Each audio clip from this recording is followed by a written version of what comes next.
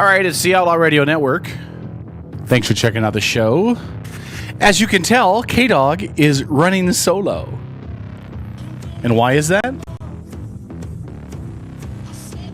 Because certain people can't be here on time. He'll be here momentarily. That's St. Paul, the voice of reason. The headphones sound really funky in here there, Strip, just so that you're aware. Strip is running the boards, by the way, and using his technical expertise. Much better, thank you. Still sounds way overmodulated, by the way, though. Really staticky, icky, squeaky. Well, if you turn down your headphones in there. No, that's not what it is. They're not up that loud. Because all I did was just turn them down a little bit. Yeah. So I'm only at like 1 o'clock. Sounds fine in my headphones. Also, you may need to adjust the... As long as it sounds fine to the listeners, I can cope until the first commercial break. Well, you know, I hear everything the listeners hear, so... Do you? Good. I do. Good. So St. Paul will be here momentarily. Coming up later in this first hour, we're going to speak with Todd Best. Now, if you recognize the name Todd Best, it could be for a number of reasons. He's been working on the project to clean up the Tomb of the Unknown Soldier that was completed at the cemetery there on Naval in Bremerton. He's been involved in some other volunteer projects around the city, but more prominently within the city lately, you may recall Todd Best's name as the guy who is challenging incumbent Patty Lent for the seat of mayor of Bremerton in the upcoming election. So we'll talk with Todd Best here momentarily. We'll bring him on in just a couple of moments after I get the phone number for Todd over to Strip so that we can bring him on. Before I do that, though, I want to revisit a conversation that we had last week in regards to that story. In regards to Christopher Bacon, the dude with the boot. I exchanged messages on my Facebook page with Stephen Gardner. Now, Steve is the guy who wrote the article for the Kitsap Sun. Stephen Gardner was not excited with some of the views that we had last week, and he wanted to clear some of that up. And of course, now listen, I have a lot of respect for Steve. We've said that on the show before. He's a great reporter. He does a good job covering it, and he also gave us some insight into why. Because I think the main thing that we had an issue with was, why did the Sun bother to include in there anything about Mr. Bacon's overdue back child support? Now, my thought was, I won't speak for Paul because clearly Paul is not here. My thought in regards to the back child support was it was what do they call that when they bring it into it was biased. It wasn't necessary. It didn't have anything to do. I mean, the dude has back child support. That doesn't have anything to do with the fact of whether or not he was out there illegally collecting money in a boot. I don't see how one correlates to the other. Now, Stephen sent me a message and explained a couple of things. And so I want to read this because I think this is really important. Steve said, in regard to the child support issue, it's included in the story because I looked for anything that spoke to Chris Bacon's credibility, the essential question people wanted answered. This is a quote, by the way, part of the search includes court records, which are a matter of public record. A $9,500 child support claim by the prosecutor's office against someone who was out collecting money for a cause is significant in my estimation. And in the end, I believe people who donated money to him might consider that information significant. If Chris Bacon were running for office and we were to write a story trying to answer, can you trust this guy, we would be butchered if we didn't include that info. That was essentially the same question we were asking here. Can you trust this guy? If there had been information anywhere that would have lent credibility to his story, I would have included it. I asked for that information and never got it. So, in regards to Stephen Gardner's explanation why he included it, I understand why he included it. It makes perfect sense from his angle why he included it. I don't know if I agree that it's valid. I don't think if I was writing the story, I would have included it. That all being said, it's what Stephen Gardner does for a living. He's a reporter. I'm an online radio hack. I will defer to Stephen in that respect. I'll never say that I think it needed to be included because I don't think that it did, but it's what he does for a living, and he's very good at it. The other thing I want to do is I do want to make this very important point. Last week on the show, in the middle of our discussion, I did say that I was going to bring Stephen Gardner. I would attempt to get Stephen Gardner on the show this week to talk about why he said that. I dropped the ball. I in no time attempted to contact Stephen Gardner to bring him on the show. Other things came up, other questions, other things. In fact, I totally forgot that I even said it. Stephen heard that and just wanted me to be aware. Well, you never even asked me to come on, which is true. I didn't. So I don't ever want it to appear that I didn't attempt to bring him on, or that, I don't want it to appear that I attempted to bring him on and he declined or anything like that, because that isn't what happened. I never asked him. I'm sure that Stephen would have been willing to come on had I asked him, had I given him time to do that, all of that. I just need to make that absolutely clear. The rest of it, the reasons he gave for it, he and I will disagree on this. Again, he's looking to elements that build Christopher Bacon's credibility. I don't necessarily believe that back due child support... Paul, Strip wants you to take off your hat. I think it's an issue with the green screen. I don't necessarily believe that back due child support has an impact on credibility, because if Christopher Bacon was all paid up on his back due child support, I don't believe it would have made it into the story. Actually, take that a step further. As St. Paul joins us. Here's what, because being poor and not being able to pay child support does not make you less credible. Sure. And listen again, and I'm not saying anything to take away from Stephen Gardner, but to take your point and expand on it, there has been a standard raised in this country with regards to financial abilities that seems to suggest that if you are poor, which means don't have health insurance, don't have car insurance, don't have the ability to pay your child support payments, that somehow it makes you less of a man, less of a citizen, less of a person. Somehow it makes you a second-class citizen. And I suggest to you, Stephen Gardner, as much as I like you, that you are feeding into a narrative that is dividing this country, and it's dividing people, because you're suggesting that an individual that is poor is somehow less trustworthy. And I don't like that. I don't like it one bit. Well, I would agree with that. But let's take this one step further. Let's believe that the narrative was remotely true, and let's say that you could tell something by the guy if you said he's failed to pay child support. So this gives us an insight into his psyche or the type of person that he is. Right. And don't get me wrong. He could be completely right, Stephen Gardner, in his assertion. Right. But what I'm getting at is this: if he had paid child support regularly and on time. Let me flip this around. Let's say tomorrow I go and knock off a bank. Okay? And I've been very close to driving my little Kia into JP Morgan Chase, who holds my mortgage, and I'm just kidding. That is a complete joke? Not really. No, but the point is that let's say I go crazy tomorrow and commit a crime, and they do a background check on me, they do a matter of public record check on me. Guess what they're not going to find? They're not going to find back child support, because my child support is paid up in full. I don't owe back child support. So they're not going to report ... and Kevin Chambers is paid up in full on all of his back child. That's mine. Is paid up in full on all of his back child support. They're not going to report that because that's not going to come up. So just in a public record search, it's what's the word that you use if you introduce evidence that is automatically going to bias the jury? What do they call that? It's prejudicial.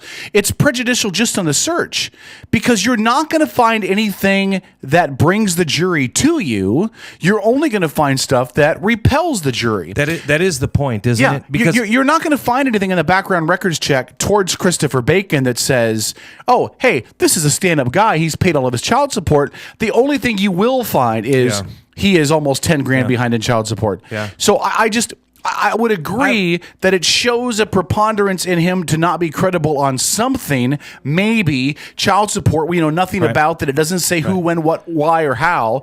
But if he was paid up in full, there's nothing in the article that would say, well, he's responsible on this front. This builds his character. Right. It builds his credibility. And again, can you pull that email back up again here for me? Yes. I just read it verbatim. Again, I know, but I needed to look at something really quick here for myself. And again, I really like Stephen Gardner. I find him to be an individual of integrity. I also think that, unfortunately, he's wrapped up in a system that has certain expectations, and I think that those expectations lead themselves to certain conclusions by people as a whole.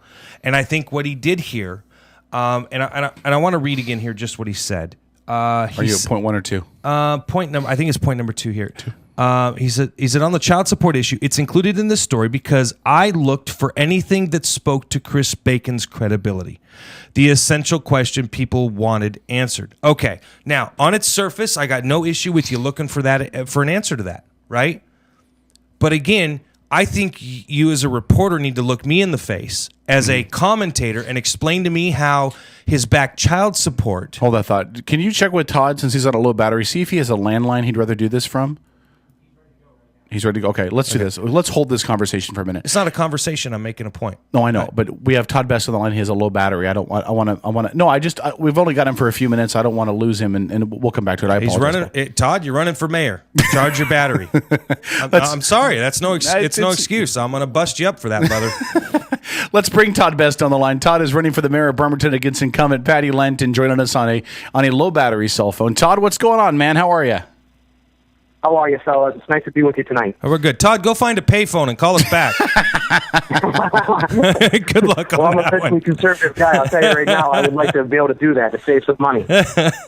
Hey, listen, really quick, let's talk about, first, I saw you at the 9/11 ceremony, although I didn't get a chance to come over and shake your hand, but I did see you out there.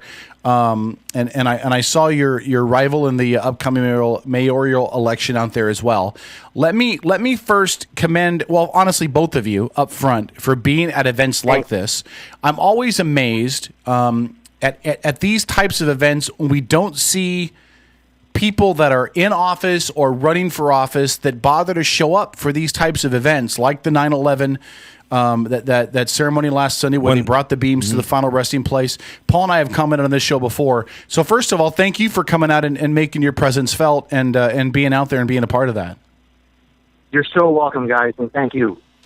Now, talk about this. You've been active in kind of community events and the work you did out with the Tomb of the Unknown Soldier, for example, and some of the other stuff you've done. But this step up moving to decide to run for mayor of Bremerton, man, that's a big step. What made you think that now was the time and you were the guy to do that? Well, I got involved in... Are you there? Oh, yeah, we're here. Go ahead. We're here. We're listening. You have the floor. I got involved in city politics back in December of 2011 when the mayor... tried to balance the budget on the back of 26 of our city workers. And I said, Mayor, you can't do that. I said, these are the workers who provide us with our levels of service that we so expect as citizens. I said, who's going to unclog the storm drains and repair the broken water mains? Who's going to clean the parks and open the bathrooms? I said, who do I call when one of my properties are in peril? Do I call you or do I call the city council? I said, we cannot allow our city workers to go home. I said, it's not a matter of a union issue. It's a matter of looking out for those who live, eat, sleep, and breathe and work in our community and serve us, the citizens that live in the city. So we went ahead and we fought. We were able to save all the jobs, and we united together as citizens. I led an effort, and out of that came a campaign called the Cut the Fat campaign. Sure. It was to look at ways to cut the budget, to look at ways to save city money, to make it more efficient and proficient without having to balance our budget in the future on our city workers' backs.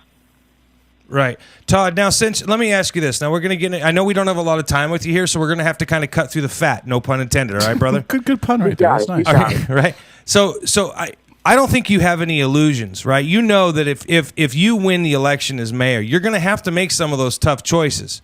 So when we think about those tough choices here as from our position as commentators, from your position saying that you win as mayor, what are you prepared to cut in order to balance the city's budget? Well, I want to look at I got a lot of feedback coming back on the phone, so I apologize. That's okay. Back on me. But one of the things I want to do is I want to accelerate the removal of D&O tax within 4 years rather than 33 years. Why has Silverdale become the shopping mecca of retail while Bremerton's continuing to become a vacant city? Why do we have millions of square footage on our Wheaton Way corridor that's sitting there vacant? It's we an have to eyesore. look at ourselves and be critical of ourselves on why is our city not going upward and forward? Why is Silverdale becoming, a city of its own? And it's happening before our eyes. So I saw a need to get involved in city politics and to get even deeper involved, attending meetings and going to study sessions and talking with city officials and more than anything, talking with the citizens throughout the neighborhoods that I was working in and trying to help neighbors through problems that they had and trying to fix up their homes, for instance, where the Department of Community Development, which I've dubbed the Department of Community Non-Development, they've hindered a lot of our citizens from even repairing a piece of broken siding without, whoa, you got to get a permit for that. Are you kidding me? We got buildings that are falling apart in this city. We got blight everywhere, and blight thrives upon blight. We got the broken window effect everywhere. Giuliani talked about it in New York, where you let one building have a broken window, and next thing you know, you got 10 buildings on the street with broken windows. So we got to look at our blight. All the blight has, in my opinion, compounded all the responses to our police activity that we've had. We have a lot of people on the streets in the city of Birmingham, and some less than desirables, that the police have an uptick in all the crime. I think if we can clean up our neighborhoods, we unite together, we work together, I think it's going to be a win-win for everybody. Let me ask you a question about, you talked about the businesses relocated out of East Bremerton and why Silverdale's doing so well. It has always been my thought, tell me if you agree with this, that the larger issue is we have a city council that argues more about whether or not citizens should be allowed to have chickens than they argue whether or not the city of Bremerton's B&O tax is exclusionary of inviting businesses into our city limits. And we've seen a hardware store like Lowe's literally relocate less than a mile down the street to get out of the city limits and avoid the B&O tax. How much of an exclusionary factor is the B&O tax in the city? If you're a business wanting to relocate here, how much does that hurt our ability to bring businesses in and offer jobs and the revenue that comes from taxes? Sure, it's going to hurt us if we continue to depend upon this B&O tax revenue. For instance, the B&O tax revenue that was projected for 2013's budget was $2.7 million. And I'm saying to the city, if we can remove ourselves off of this B&O tax that we've become so dependent upon in 4 years, rather than 3% per year, which would take 33 years to turn the open for business sign back on, I think that we would see an influx of businesses that would want to fix up some of these vacant buildings. They would want to build new buildings possibly. And then we'd get a higher percentage of return off of our state sales tax prorated share that would come in off of volumes of sales. I look at a business like Home Depot. I was talking to the manager one time, and he said to me, if we're not doing $100,000 a day, he said, they're looking for my next replacement. And I said, you got to be kidding me. He goes, no. He goes, I would meet and exceed the B&O tax exemption of $80,000 a year, which it used to be $60,000. It went up $20,000 for this year. And he said to me, he goes, we would exceed it in one day. And I said, wow. I said, so that's one of the reasons why you guys moved to Silverdale, and that's why Lowell's went north of Rydell Road into the county, because the county does not have a B&O tax. This is not rocket science. This is economics 101. I can't imagine why the city council has made it's so impossible to get themselves off of this. But I want to work with our council, because really I would work for the council if I was the mayor of the city of Bremerton. Ultimately, I'm going to answer to the citizens and taxpayers. That's who's going to be my number one concern. And I feel like they've been forgotten. I feel like no one's listening to the citizens around here. Sure. They just go about their day and they shuffle their feet and they do their thing, and the citizens are left out of the mix. We got to get our citizens back involved in our city politics. Sure, I think that's a very, very, very valid point, Todd. Now, let me ask you this. Let's talk about the city council for half a second, okay? Now, we know from having interviewed the mayor and members of the city council here over the years, let me ask you this. You've had some involvement, some interaction back and forth between members of the city council, correct? I have. Okay. Some are positive, and some have been probably where feelings were hurt at the end of the night. But I mean no ill intent. That's okay. I want to work with people, but I'm very direct and very focused on where I think our city could go. Right, and that brings up my segue, Todd. Some people have pointed to the fact that you are a cut through the crap kind of individual. There's no you're rough around the edges, and not in a bad way, in that you are very direct and you're very blunt. And I know some people can't handle that, especially elected officials on a city council. They tend to think they're more important than maybe they really are. And I have to ask you this because you made the comment. You said I would be happy to work for the city council. As a citizen of Bremerton, as a member of the electorate, I would like to suggest to you, don't work for them. Guide them and lead them. And I say that because I think a lot of them have their own self-serving interests at heart. I very rarely see city council members out anywhere except fundraisers. I very rarely see them out sitting down with citizens, for example, as you were saying that you did, and actually just talking to them about the issues and asking them, hey, what do you think? What do you think I should do? I just don't ever see that. I really don't. And I would just like to make the point now. And I'm sure you're going to sit there off air and you can say to yourself, yeah, person A, person B, and person C, yeah, I can't work with them. These guys are waffle heads on the city council. And I'm not going to ask you to suggest any names of people that you can't work with on the city council, but of course you're happy to. It'd be a great soundbite. But can we be honest for a second and say that I don't think that there has been a particularly great relationship between the city council and the mayor's position within Bremerton. Are you kind of in that? Do you feel that way? I do. I feel like the city council sometimes has felt like they've been left out of processes. Yeah. And they have been, decisions have been made behind closed doors that should have involved them. Gotcha. They're giving their best interest, I would hope, to the city. And I would hope for the $1,000 a month that they're getting paid, that they're giving us even more than that in the amount of work that they can do for us, the citizens. Because right now we're at a council of 9 members, but we're going to be going to a council of 7 members. Right. And I think we got to be united, even as a smaller group, in getting things moved forward. And that's when I say, I'd be working for the council, and I'd be working with the council. Ultimately, like I said, I'm going to be working on behalf of the citizen who I believe has ultimately been forgotten in this city. Right, and again, I draw the conclusion at the risk of offending any council members. Again, none of them are bad people. I just think that in a lot of ways they have forgotten their responsibility to the citizenry. In just that, they have failed to get out there and really speak to people one-on-one. Not that they've failed in their responsibilities legally, as in to show up to council meetings. I'm not suggesting that. Just that my biggest complaint that we hear on this show is that city council members don't get out there. Listen, people say all the time that Mayor Lent is out there all the time. They see her everywhere. So obviously Mayor Lent is doing that. She's getting out everywhere that she can. It's the city council members that they aren't seeing out there and they're not having that relationship with. And then when they do, too, let me speak on that. The personal opinion here really quick, too, is that when Todd, you were at the event as well, and I was when we were at that 9/11 memorial when we welcomed the Beams in last Sunday. The one thing I appreciated that I saw with Mayor Lent, and again, your opponent, I'm not trying to ask you to pump her up, but that she was there. She was in the 9/11 T-shirt. She wasn't wearing Bremerton City, here's my name tag, here's who I am stuff.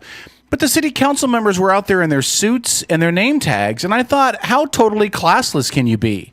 I mean, you're out there in your name tag because you're pressing for your reelection. That's not the point of why you're here. I mean, this is about the Beams. This is about the memorial. You're not out here sumping for votes. Leave your name tags back at your office in the desk in the top drawer. Now, and Todd, I got to tell you this, Todd, before we go any further. I don't know that you personally are out there taking any credit, but I will say this, and I happen to know firsthand personally that you were instrumental in where that exhibit or where that memorial is now at, and I just want to tell you thank you. So let's get that out of the way, okay? Hey, I thank you so much. Who am I speaking with, Kevin, or is this Paul? Oh, no, this is Paul. It's both of us. Thank you for saying that. That gives me chills because that steel comes from the World Trade Center, and we're lucky here in Kitsap County to have 2 of the largest pieces of that steel.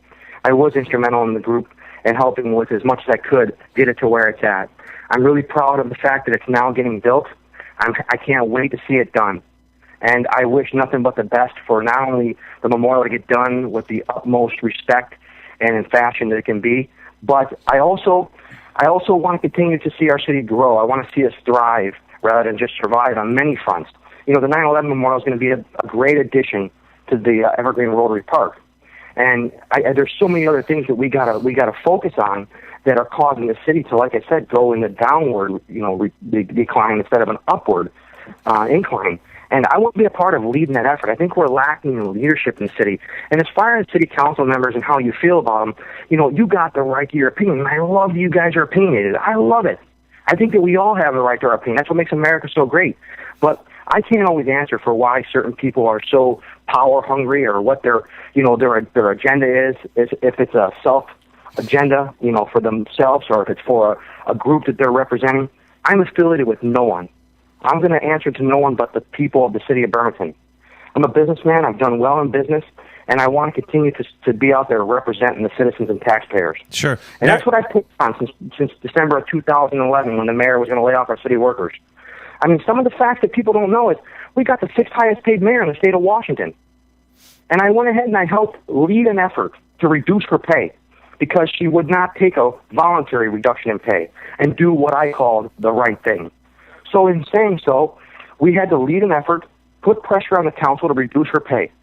We took her pay down from $122,424, and we dropped it down to roughly $107. It's not a big decrease, but it sets the example. And she cannot be, according to Washington state law, reduced in pay until her term is up. So it would take place if I am to accept office and be sworn into office in January of 2014 is when it would take place. I think we should revisit it again. So you're actually saying you're setting yourself up for a pay cut before you even step foot on the job. And I get that. I can appreciate that. Now, we've got some questions coming in, Todd, online from some of the listeners. Are you ready to take some questions from listeners? Sure, let's go ahead. Okay. First question is about money and funding, and they want to know what kind of support have you generated within the community? What kind of funding do you have? Because apparently the mayor, she's got herself quite a war chest. She does have a war chest. She's that's one of the questions that came up in my first debate. And you can watch the first debate on my website, toddbestformayor.com. It's on there under the community link page, along with all the other videos of things that were done through efforts that I led in the city with a group of volunteers. But I want to tell you, her war fund is pretty darn big, and it's amazing to me because I think she brought some money over from the last time she must have ran. Sure. And as I pull her public disclosure reports and look at them with my treasurer, it's quite interesting to see who's giving money, how much money's coming in, and who's actually connected to the system of the good old boy network, is what I call it. Yeah, sure. And so sure. Today, I know she has spent over $16,000 since May 17th, 25 minutes prior to the deadline when I announced my candidacy for mayor of the city of Bremerton. To date, I spent $299.01 of my own money. I'm taking no money from no special interest groups. I'm saying no thank you. We're going to run this campaign clean. We're going to run it lean, and we're going to be efficient in how we run it. I said the citizens are going to speak. I said I got foot soldiers out throughout all the neighborhoods ready to be deployed, and I will deploy them after the primary election. I don't want to take from the candidates that are running for the primary election. So I've been pretty quiet, sitting back waiting. Sure. And it's important to you talk about the primary. The primary is a moot point in your election with Mayor Lent because you're the only two people on the ballot. So no matter what, the two of you are going to move forward from the primary to the November general. No matter, so there really is no point at this point for either one of you to really even care about the primary date in the sense that would all be wasted funds. Let's focus on November where the ballots lie at that point. But I'm being respectful of the other candidates that are running. I don't want to take attention off of them. It seems like the mayor's race is going to be the most watched race in Kitsap County from what they're saying, and it's evident. The first debate had probably 100 people at it. The lady who is the waitress at the Cloverleaf said to me, "Wow, who are you?" I said, "My name is Todd Best." And she said, "I have been working since 1997, all the aids and issues here at the Cloverleaf for all political campaigns, debates." And she said, "I've never had this many people show up." She goes, "This is crazy." And she was all by herself, the poor lady was, having to serve that many people that morning. But I'm trying to energize the community. I'm telling people, get out to the debates, ask questions, ask as many questions as you can, sponsor debates. I want to debate the mayor more. I think it only is going to be beneficial to the community to be able to see who is the mayoral candidate, what does the mayoral candidate have to say, and to get a feeling off of seeing me in person, me looking you in the eyes and giving you an answer. Sure. I'm not a politician, and I don't have the answer to every question you may ask of me, but I'm not going to bamboozle you with some politically correct answer. If I don't know it, I'm going to get you the right answer, and I'm going to get back to you in a response, a responsible time frame, and get you the right answer, not a politically correct answer. All right, well, that's fair. Let's move on to the next question. All right. Now, one of our listeners wants us to ask you, Todd. Now, we have an incumbent mayor, and you're going to go and you're running up against the mayor. And the question comes from the listener who wants to know, what is the difference? What are the primary differences between you and Mayor Patty Lent? Why should the voters vote for you instead of her? What are you going to do different? Well, I think that I bring much, much greater leadership skills to the table. I don't want to say anything bad about our current mayor. She's a very nice lady, but I haven't seen much leading. I've seen a lot of following, to be honest, and I think that a lot of the things that are happening throughout our city, such as the narrowing of our roads and the widening of our sidewalks to Las Vegas style sidewalks, it's ridiculous. How are you ever going to get tractor trailers down these roads? Is what I said. I think she's taking what the engineering department tells her, or she's taking what the public works and utilities department tells her and says, this is what we can do because we got free money. We got grant money to do this. Well, it's not free money. It's our tax-paying dollars. I'd rather say no to that quote-unquote free money and be responsible with the taxpayers' money and do things more on a shoestring budget and get it done right than to just do it because it's been given to us by the federal government. I mean, look at the streets in downtown Burlington, how narrow they become. How are you ever going to get tractor trailers down there to deliver to an anchor tenant such as a grocery store if they can't accommodate the tractor trailers making the turns? Thank God we don't have any fires. And you got to get these ladder trucks through there or these fire engines. Actually, Yeah. Listen, Todd, I'm gonna actually listen. I'm in the concrete industry, man, and I've been down there, downtown Bremerton, trying to pour on more than one occasion. So I honestly have to, and I'm not saying this as an endorsement or anything else, but I have to echo what you just said. That is a very, very valid point. Well, and I'm sorry, fellas. One more quick thing. I want to see more concrete sidewalks being put in. But I think we can stretch our dollar and the amount of sidewalks that are poured if we pour standard size sidewalks, not Las Vegas strip style sidewalks. We could have went maybe 3 blocks deeper with the amount of concrete that they poured for 1 block of wide sidewalks. Well, let me ask you a question about this really quick, too, because we've talked about this in the show before. It's one of the things that gives me heartburn that they've done downtown. And let me get your opinion on this. On 6th and 11th, what they've done is they've pulled out 1 lane each direction and essentially gone to 1 lane heading towards and away from downtown. And they've put in parking. Now, we've heard for years we need more parking downtown, we need more parking downtown. And on 6th, it made a little bit of sense. 11th baffles my mind because there's no businesses down there. There's no parks down there. Nobody's going to park on 11th and walk to the Admiral. That doesn't make any sense to me. But it doesn't make sense to me either. I agree. Is it to me, it's almost like they've thrown in the towel. It's almost like they've said, we're not going to get business downtown. We're not going to get traffic downtown. We're never going to get anything downtown that's substantial that will attract people. So let's throw in the towel and take this $3.1 million spending opportunity, and Todd, maybe you know where it came from. Maybe it was a grant, maybe it was extra money that they had buried under their mattress. But let's take this $3.1 million and redo the roads that didn't need to be redone to go down to 1 lane. Am I wrong in thinking it's almost like the city said, screw it, we'll never do anything downtown again. Let's just give up. I can't tell you what they're thinking. I don't even know if they are thinking. I think that they just want to justify their existence sometimes in some of these departments. And so what happens is they go out as individuals, department heads, and they find this grant money. They find this, what they think is free money. And they say, hey, we can get a statue for $200,000+. Well, and we can get it for, paid for through a grant. Let's do it. I would rather say, whoa. That's ridiculous spending. Hold on here a minute. Let's not. And let's look back at the overall big picture of what do we really need to bring Burlington back to the glory that it once was spoken of. To make it even grander and better than what they talked about and reminisce about. I hear about the days of Burlington when it was, driving the strip and Burlington was hustling and bustling and people were on the sidewalks and the storefronts were booming.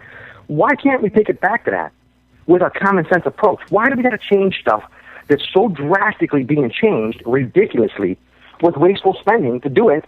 And we're only going to have to tear it back up again if we really do want to rebuild our city and do it the right way. We need vision. And there's no vision right now coming out of the mayor's office, in my personal opinion, which is why I'm running for mayor. Well, what would your vision be for East Brem? We talked. You mentioned it earlier. We talked about all the empty storefronts, and if you drive down Wheaton, it's almost depressing the number of closed buildings and empty storefronts we have. How do we fix it? And we talked about the B&O tax. What else can you do if you're elected mayor to revitalize what we see going on the east side of that bridge? Well, I'll tell you something. One of the things I've already done as a civilian, as a citizen, I've taken it upon myself to call Mr. Carl Zarelli. He owns the plaza there where Lowell's Eagle used to sit. That plaza that's vacant. I called him up, and I said, Mr. Zarelli, I said, my name is Todd Best. I want to work with you. I said, I'm a citizen in the city. I love the city of Bremerton. I said, I came from New York City here, and I really, really, really want to see your buildings get filled with people. I want to see people coming and going from there, have it hustling and bustling. Let's bring it back. I said, what can we do to help you as citizens of the city of Bremerton to drive, what you want to do or how you want to go about doing it? Why is it sitting this way? He told me that back during the era of Chris Hugo, who was back then the Department of Community Non-Development Director, he went ahead and told me he had no ability to reason with the guy, that he couldn't go out of the gate. He couldn't get out the gate. He couldn't even get started on a project because they had their own vision of what they wanted to see. They wanted him to knock down those buildings and build them up right on the sidewalk and put the parking behind them. The guy's not going to do that. It's not cost-effective to do that. It would be ridiculous to do that, I believe. And so he said, you know what, I'll just keep them vacant, and I'll go ahead and I'll just keep using them as a tax write-off. Well, in the meantime, we have all not benefited from any storefronts. We got to go to buy a shirt or a pair of shoes to Silverdale because we don't have anywhere here in Bremerton unless you want to go to the Goodwill to get something, to buy anything over in that area along the Wheaton corridor. Then it was brought to my attention that you can't build any more buildings over there. Councilwoman Leslie Doggs told me this. She's the District 2 councilwoman. She said, Todd, do you realize that in my district you can't build a building anymore with a drive-through? I said, why not? She goes, I don't know. The Department of Community Development has made it that way. This is ridiculous. We're hindering businesses from wanting to come here who may have a drive-through business. So only the businesses that are there now and grandfathered in could have drive-throughs. All these restrictions are costing us, the citizens and taxpayers, from having the greatest role model city in Western Washington we could have. We're a beautiful waterfront city. We gotta get ourselves on the right track. All right, Todd. This is a tough one. Are you ready for this one? It's a 3-word question, brother. Give us your vision of the city of Bremerton. My vision for the city of Bremerton would be to, like I said, I want to accelerate that removal of the B&O tax within 4 years rather than 33 years. I want to retain and attract businesses throughout our entire city, not just downtown. I want to put public safety, number one, and the cleanup of blight throughout our city at the top of the list. I think if we can do all that, and it's not going to be really something that hits us heavy as far as cost-wise to do all that, we can go ahead and we can work together and bringing businesses back in, getting buildings filled with people. We have to lessen up on the restrictions. Somebody's got to be there to fight for common sense. It seems like common sense is not so common in those 4 walls known as City Hall anymore. I've had issues when I went there myself to get permits for a rock wall. I mean, it was ridiculous. Why should a person have to endure that when they're trying to fix up their home? They're going to get more money out of that person after fixing up the said home or business in taxes. Right. Your property taxes are going to go up. It's ridiculous. It's like they want to hold us down, and I'm fed up with it, and I think most citizens are. And so that's why, once again, I'm running for mayor of the city. I think those are legitimate, honest points, Todd. Now, I don't know if Kevin has one last, but I got one last question. I have one last one when you're done. I got one last question here for you, Todd, because I know you're running out of battery time there. Go ahead, guys. Go ahead. Again, this is a question from a listener. Wants to know that for you, Todd Best, what do you feel qualifies you from your past to run for the mayor of the city of Bremerton? What kind of leadership positions, what kind of roles do you have from your past? You say that you're running, and I get that, but a lot of people want to run for office. Like, for example, I'd love to run for president, but I sure as the hell ain't qualified. So for you, what qualifies you to run for the mayor of the city of Bremerton? Well, I'll tell you some of the qualifications I bring. I'm a former Navy Gulf War veteran. I'm a successful Bremerton business owner.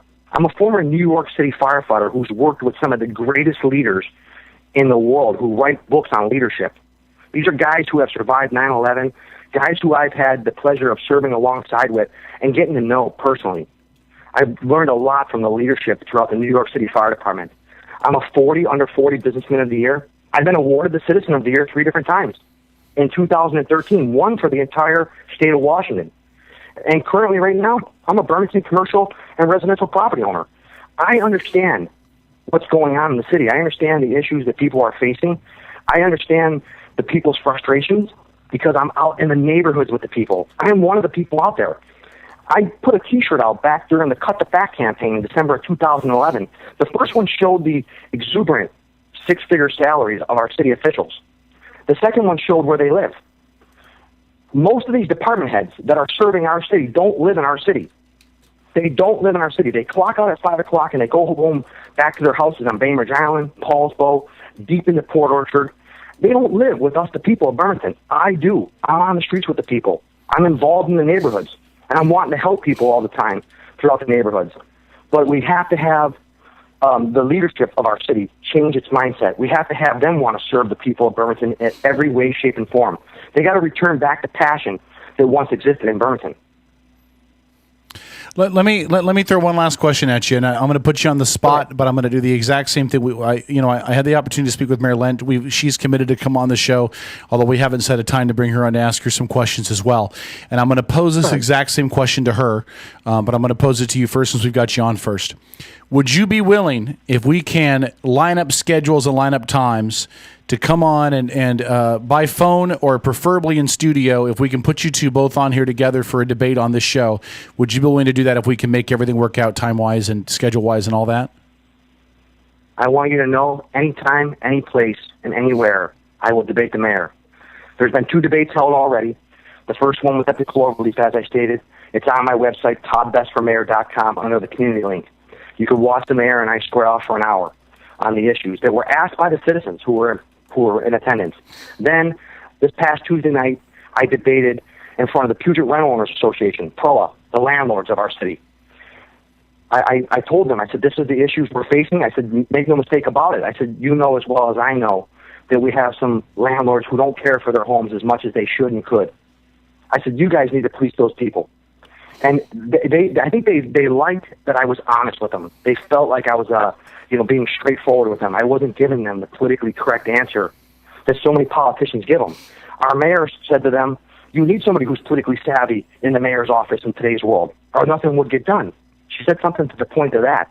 A lot of people were talking about that afterwards, because I'm not a politician. And I don't want to be known as a politician. I want to be known as a man of the community, a person who cares deeply about Burlington and wants to see it go forward. So, I think the word politician is not a warm and fuzzy word, in my opinion. So I don't want to be known as that. I want to be known as someone who cares about you and wants to help you when you need help. Get through the bureaucratic nature of our city government. It doesn't have to be so complicated. And they're not any smarter than us.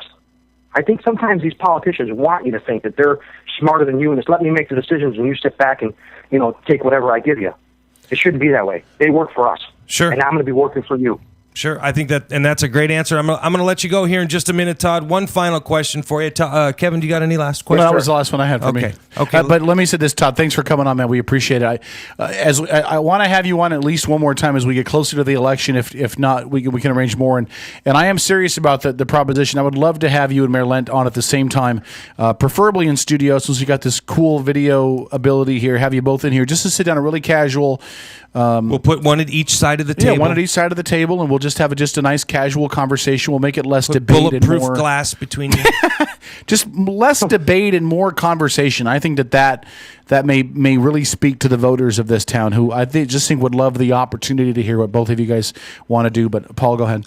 Last question for you. Again, comes in from one of the listeners. Todd, can you give us the names of any have you received any endorsements yet? Do you have any? And again, name dropping for us, never a good thing. You're running for office. It's a wonderful thing and a serious pat on the back. Any endorsements you would like to share yet with the people of Bremerton? Yeah, I got the biggest endorsement of all. As I walk throughout the neighborhoods, as I'm out and about, going in and out of places throughout Bremerton and running into my neighbors from the neighborhoods that I own properties in the city of Bremerton, I love that they're all behind me. I love that they're patting me on the back and saying, great job, Todd. I watched your video on the Todd Best for Mayor website.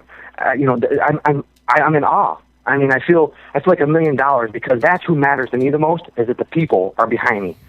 I could care less about the special interest groups.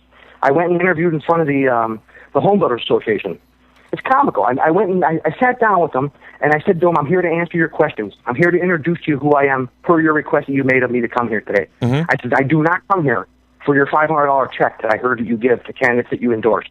I do not come here for your endorsement. I come here merely out of respect to answer your questions and to give you the right answer to the questions that you asked me today. And I think that they looked at me like deer in headlights when I said that to them. But I'm not seeking endorsements of any big organizations or entities. I want the endorsement of you on the ballot on November 5th when you make that line across to my name. Oh, well, I think that's a fair answer, Todd. Fair enough. Todd Best, candidate for mayor for the city of Bremerton. Good luck. I mean, you've got a uphill battle, brother. Well, yeah, I mean, you're working against a candidate who's the incumbent, but not only is she incumbent, she's well connected. And in this political climate, though, the one thing we've seen is that the voting populace, in a lot of ways, is looking for change federally, state-wise, locally. So it's going to be an interesting election to watch, and we look forward to having you on again. Looking forward to coming on again, and I promise you guys I will come on again between now and the election. And if you could set up more of a discussion, like you said, rather than a debate with Mayor Lent and I both in-house, I would love to be there. That'd be wonderful. That'd be wonderful. I think if we were going to do it as a discussion, Kevin, we should have both candidates suggest questions, and we'll take it from there. That's a good plan. A great idea. Good job, Todd. Great idea. Thanks, Todd. All right. Todd Best. Thank you so much, fellas. I appreciate that. And ask your listeners to please visit my website at toddbestformayor.com and to get aboard with me. Let's all ride the train in together for success. I thank everybody out there who is supporting me now, and I look forward to meeting every single one of you. If you see me out there, come up and say hello to me. If you have any questions for me, I'm an open book. Let's talk. Great. Thank you, Todd. Todd Best running for mayor. It's at toddbestformayor.com. Right. All right. Thanks, Todd. All right. That's Todd Best. So again, as you alluded to, it's going to be an uphill battle. I mean, listen. Mayor Lent, very well connected in the city, a former county commissioner. She's been in there for 4 years. There has been some successes. One thing I wanted to ask him that I didn't get a chance to. But she wears a pink hat bull riding, dude. That's but tough. Listen, but there's some things that she can trump as successes during her first 4 years. I mean, you can look downtown and say, okay, we see growth. There is the movie theater. There are things you can point to that were failures, and there's things that I voiced on this show about. I'm not really sure wrong way on a one-way street, brother. What the street project things have been in the last couple of years. So, and I'll tell you right now, I've already got people that are telling me if the mayor comes on your show, these are people that work for the city that have said, I've got questions, I'll send them to you. Well, I'll tell you, there are some. I won't say unhappy, but I will say people that work for the mayor that have some questions. Yeah. Well, listen, I did talk to her at the 9/11 ceremony last week. We just had a really nice, cordial discussion. She really is. As I've said before, I believe she's been a good spokesperson for the city. Now, whether or not you believe with the political things that she's done or some of the decisions that they've made downtown or whatever, as a spokesperson, as a person who speaks for the city, I think that she's been very, very good for that. She's been a very good person to represent the city. But she committed to me in the conversations we had. She's more than willing to come on. She's been on the show several times before. She's always been really, really generous with her time, and so I'll make some contacts with her this week. We'll get her booked to have her come on. So and I'll pose the same question to her. Look, I don't mind putting these guys on point up front and saying we asked Todd Best. He would love to sit down in studio across the table from you. Not a debate. I think people are sick of debates, but let's have a conversation. Well, because debates never get anything. There's never a resolution to conversations. So the idea of having a conversation where both candidates would submit 3 or 4 questions, and then we would ask 3 or 4 questions, and then actually discuss them like we do here on this radio show. We comment on them, and we have a real open conversation about this stuff. Listen, that's the way we need to go. That's the way that we solve problems in the community. That's the way that we get things done within the community. We don't do it through sound bites. We don't do it through quips on Facebook. We have to have very open face-to-face conversation. That's the bottom line. Yeah, no, I think it'll be great. So we'll work on getting her on the show. All right, listen, I cut you off earlier in regards with the discussion. I'm very happy that we had Todd on for most of this hour because I was really afraid when we got the note up from Strip that it was low battery that we were going to get him for 10 minutes, and so I apologize for cutting you off. Right. But we had talked earlier in regards with the Stephen Gardner discussion. Yes. Yeah, 3 minutes till break. I know. So That's why we're going back to this really quick. Okay. We had talked earlier in regard to the Stephen Gardner thing, and I cut you off. Did you have any final comments in regard to the Stephen Gardner and the coverage with the Christopher Bacon and I have a boot, put money in the thing? Just that.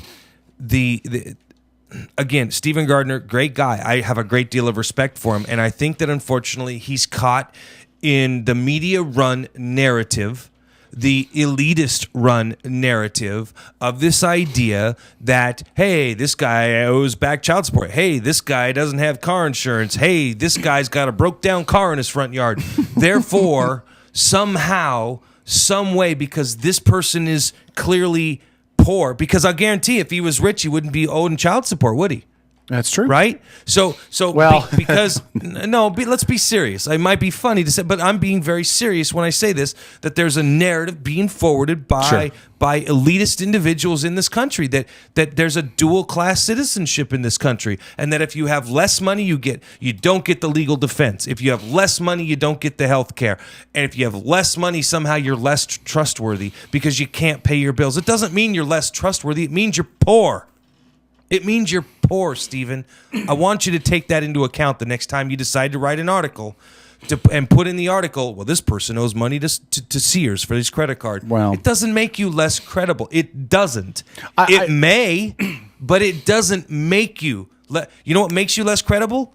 Is if you have the money and choose not to pay it. Right. That's the difference. I would totally agree with that, and that I think is the one thing that I'll admit that was missing from that story would have been to say dude owes $10,000 in back child support, and then nothing. Now, knowing Christopher Bacon personally, which I do, and have known him for several years, and I don't. Yeah, so I know he could him. be a complete douche-waffle. I don't know. Well, and let me say this: it's the end of the hour, but I'm gonna say this, and this is my personal opinion. I speak from opinion. I have no fact. I have no nothing. This is purely my personal opinion. Okay. I don't know why he's that far behind. I know that he has had jobs and has worked. He has whatever. Fine. There's nothing in the article that supports anything either way.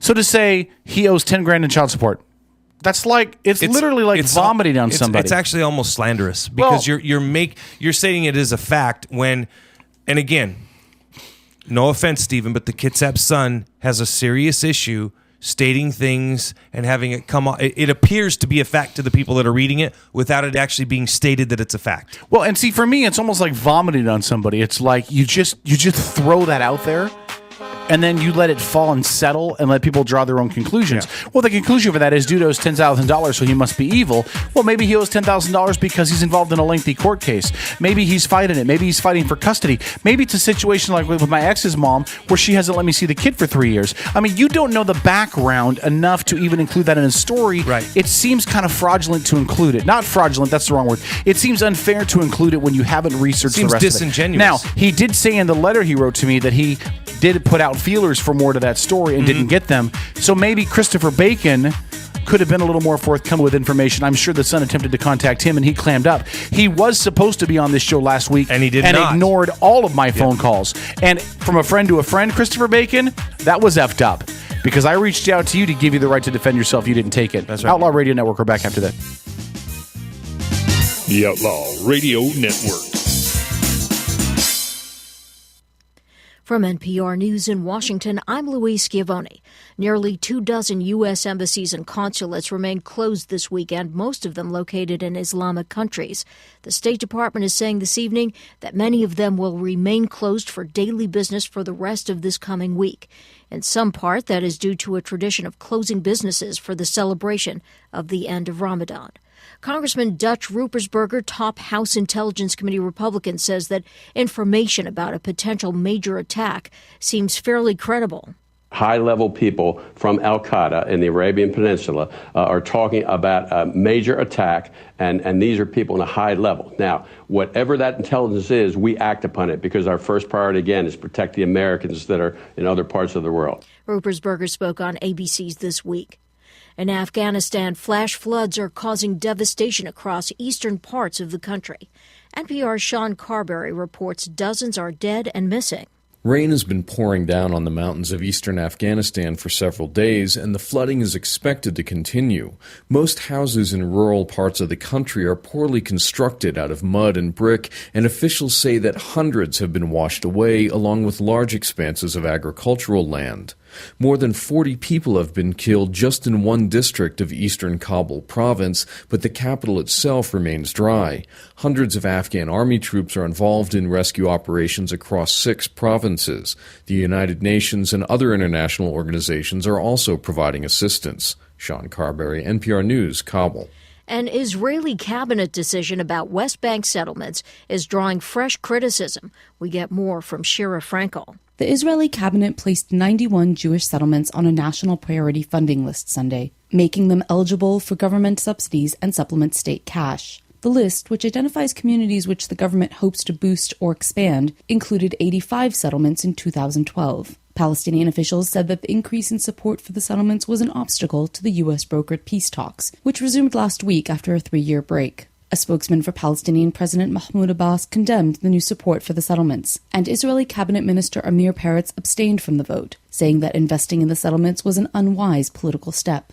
Mark Regev, a spokesman for the Israeli government, said that before the final list of settlements to receive funding would be approved, additional steps need to be taken. For NPR News, I'm Shira Frankel. A post-Boston Marathon bombing decision by the National Football League appears to have gone smoothly today at the NFL Hall of Fame game in Canton, Ohio. The NFL has ruled that starting this weekend, people showing up at stadium events can no longer bring backpacks or large bags. Bags are now limited in size to no larger than 12 by 6 by 12, and they must be clear. This is NPR. Officials say the body of a snowboarder has been found on Mount Hood, Oregon, after an ice tunnel collapsed on top of him. Tiffany Peterson of the Hood River Sheriff's Office described the rescue effort. You might remember Missy Franklin from the London Olympics. Here comes Missy Franklin, well ahead of the world record line. She was an Olympics darling, winning 4 golds and a bronze. This time, it's gonna be a world record for Missy Franklin. Well, she's got a new world record now. The most gold medals ever for a female swimmer. In addition to the Olympic golds, she's won 2 in Barcelona. Franklin joins the likes of Michael Phelps as one of 5 swimmers, regardless of sex, to have earned that distinction. And yes, you heard right, she's only 18. Nathan Rott, NPR News. 3 million cable customers are still without access to CBS due to a continuing standoff between the network and Time Warner Cable. The National Hurricane Center says that Pacific Storm Gil has been downgraded to a tropical depression. Coming behind it, Tropical Storm Henriette, which is expected to gain steam in the coming days. It was happy birthday, not hail to the chief at the White House as the president marked his 52nd birthday. For half of the day, he went to Camp David. On Tuesday and this coming week, the president will visit Phoenix to talk about plans to help homeowners and then travel on to Los Angeles to appear on The Tonight Show with Jay Leno. On Wednesday, he'll visit troops at Camp Pendleton. I'm Louise Schiavone, NPR News, Washington.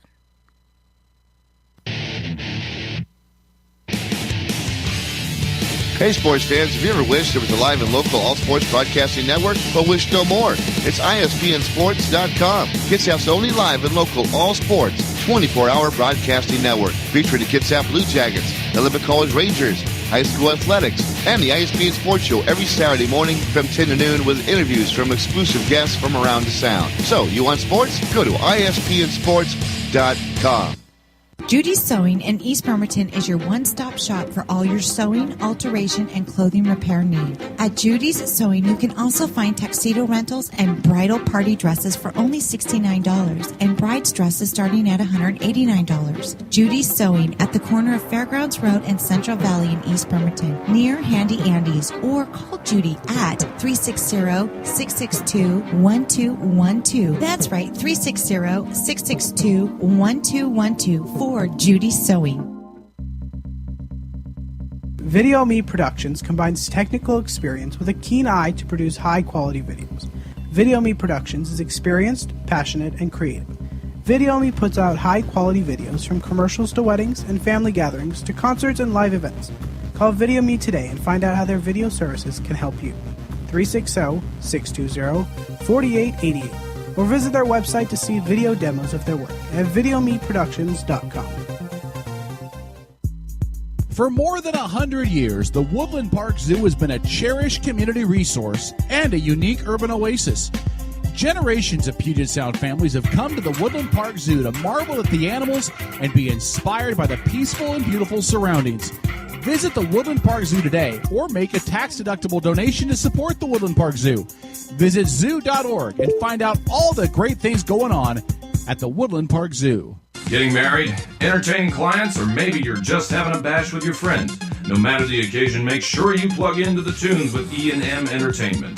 There are tons of DJs out there, but how many of them want to get to know you beforehand so they can play your soundtrack at your event at your kind of price? It's more than just a great selection. E&M plays your great selection, and that makes all the difference. So call 425-971-8078. That's 425-971-8078 for E&M Entertainment.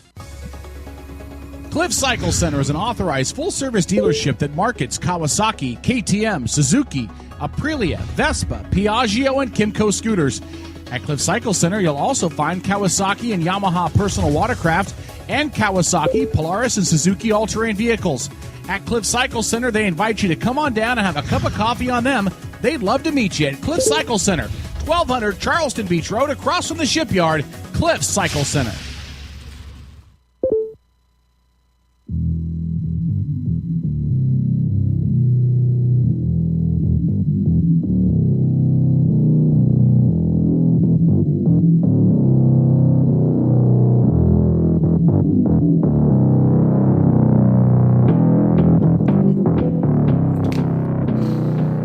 All right, it's the Outlaw Radio Network. 253-617-1440. Hey, Strip, can you do me a favor? Turn it up? No, Yes. yeah, just a little bit, just for a second. This is a great song, man. I played it just for St. Paul. I know you did. Hey, can you do me another favor? What? Can you go to our commercial archive? Can you play for me just any commercial? Just pick one that has Mindy's voice on it. Would you just play that for me? Just play it. I don't care which one. Turn it up. Sewing, alteration, and clothing repair need. At Judy's Sewing, you This can is also professional find tuxedo stuff. rentals and bridal party dresses for only $69, and bride's dresses starting at $189. Well, this commercial Judy's doesn't Sewing sound out at of the date. corner of Fairgrounds Road She's still and there. Central Valley in East Bremerton. Yeah, Near this Handy is still a Andy's. legitimate Or call commercial, so I'm Judy not at sure. 360 Judy's was phenomenal, too. She was great. Oh, she was wonderful. 1212. I love Judy. She was so nice, wasn't she? She was. 1212 for Judy's Sewing. Do we have any other ones by Mindy? Can you play any other ones by Mindy? Well, they're not listed as commercial by Mindy. I mean, it's the names are in there. I put the names in them because Caleb's like, yes, they are. I wanted to make sure I had commercials every Mindy always have the commercial name in there, so you don't play them back to back. Yes, actually, that is very correct. Yeah, because I'm the one who named them. Uh-huh. Can we play another one? I just want to know if any of the commercials that she Hold on. She hates listening to herself on the radio. Are, How can you be on the radio and not like listening to yourself? Like literally, I go home and listen to myself when I go to bed. I love the sound of my voice. I'm damn near angelic. Ish Vintage Clothing and Costumes in Bremerton is your home for quality vintage clothing and costumes and accessories. See, she's great. At Ish, you can purchase the outfit of your choice. Or Do you know what I would love to listen to Minnie do? Don't say it. A narrative reading of "Go the F to Sleep." Wouldn't that be outstanding? I think in the fourth hour tonight I'll play that again. I've got Samuel L. Jackson reading "Go the F to Sleep." I'll play that in the last call tonight. I like her last post. I hate you. Good night. We love you too, Mindy Byers. All right, 253-617-1440 is the number to call. Let's switch gears. We stalk completely Kitsap County the first hour. Well, we did. It was kind of important. Which we try not to do as a regular basis because, quite frankly, people outside of Kitsap are throwing bricks at their computers. Well, and I want to start the 8 o'clock hour off. See how clock, hour, and off kind of blend into cloth, one word? Yeah. To give our president some incredible props. Really? Yes, really. President Barack Obama made it clear that if he won the presidency, and after he won the presidency, that in his re-election campaign, that he was going to provide the most transparent administration in the history of this country, in the history of democracies. Why do that was a big part of his platform, wasn't it? One of them, yes. But it was a big part of his platform, wasn't it? Mm-hmm. Mm-hmm. Well, and in the last few days, they have done just that. They have become so transparent that they have now made it a point to let everybody know Al-Qaeda is planning an attack. It's big, strategically significant, and they are going to close 22 embassies for a week. And when asked, gee, what makes it so specific? The response is chatter beyond anything we've heard before. Mm-hmm. Darn it. Now that's transparent. I just have to give some serious props for that. And those of you that are listening are saying, well, is that sarcasm? What do you mean by that, St. Paul? Well, here's what I mean by that. See, a little over a year ago, on the anniversary of September 11th, there was rumblings in Libya. A U.S. ambassador and 3 other Americans were killed. No warning sent out. No embassy closures. Mm-hmm. Do you know what today is special for? It's his birthday. Today is President Barack Obama's birthday. And do you know what that proves, by the way? And he's celebrating it, and I think he should by playing a game of golf. I do not have an issue with him playing golf. It's his freaking birthday. Get off his back about it. Do you know what his birthday proves, by the way? What's that? It proves one of 2 things. Mm-hmm. Either one, it proves that Republicans have not invented time travel, or 2, it proves that Republicans sent the Terminator to Kenya. But go ahead.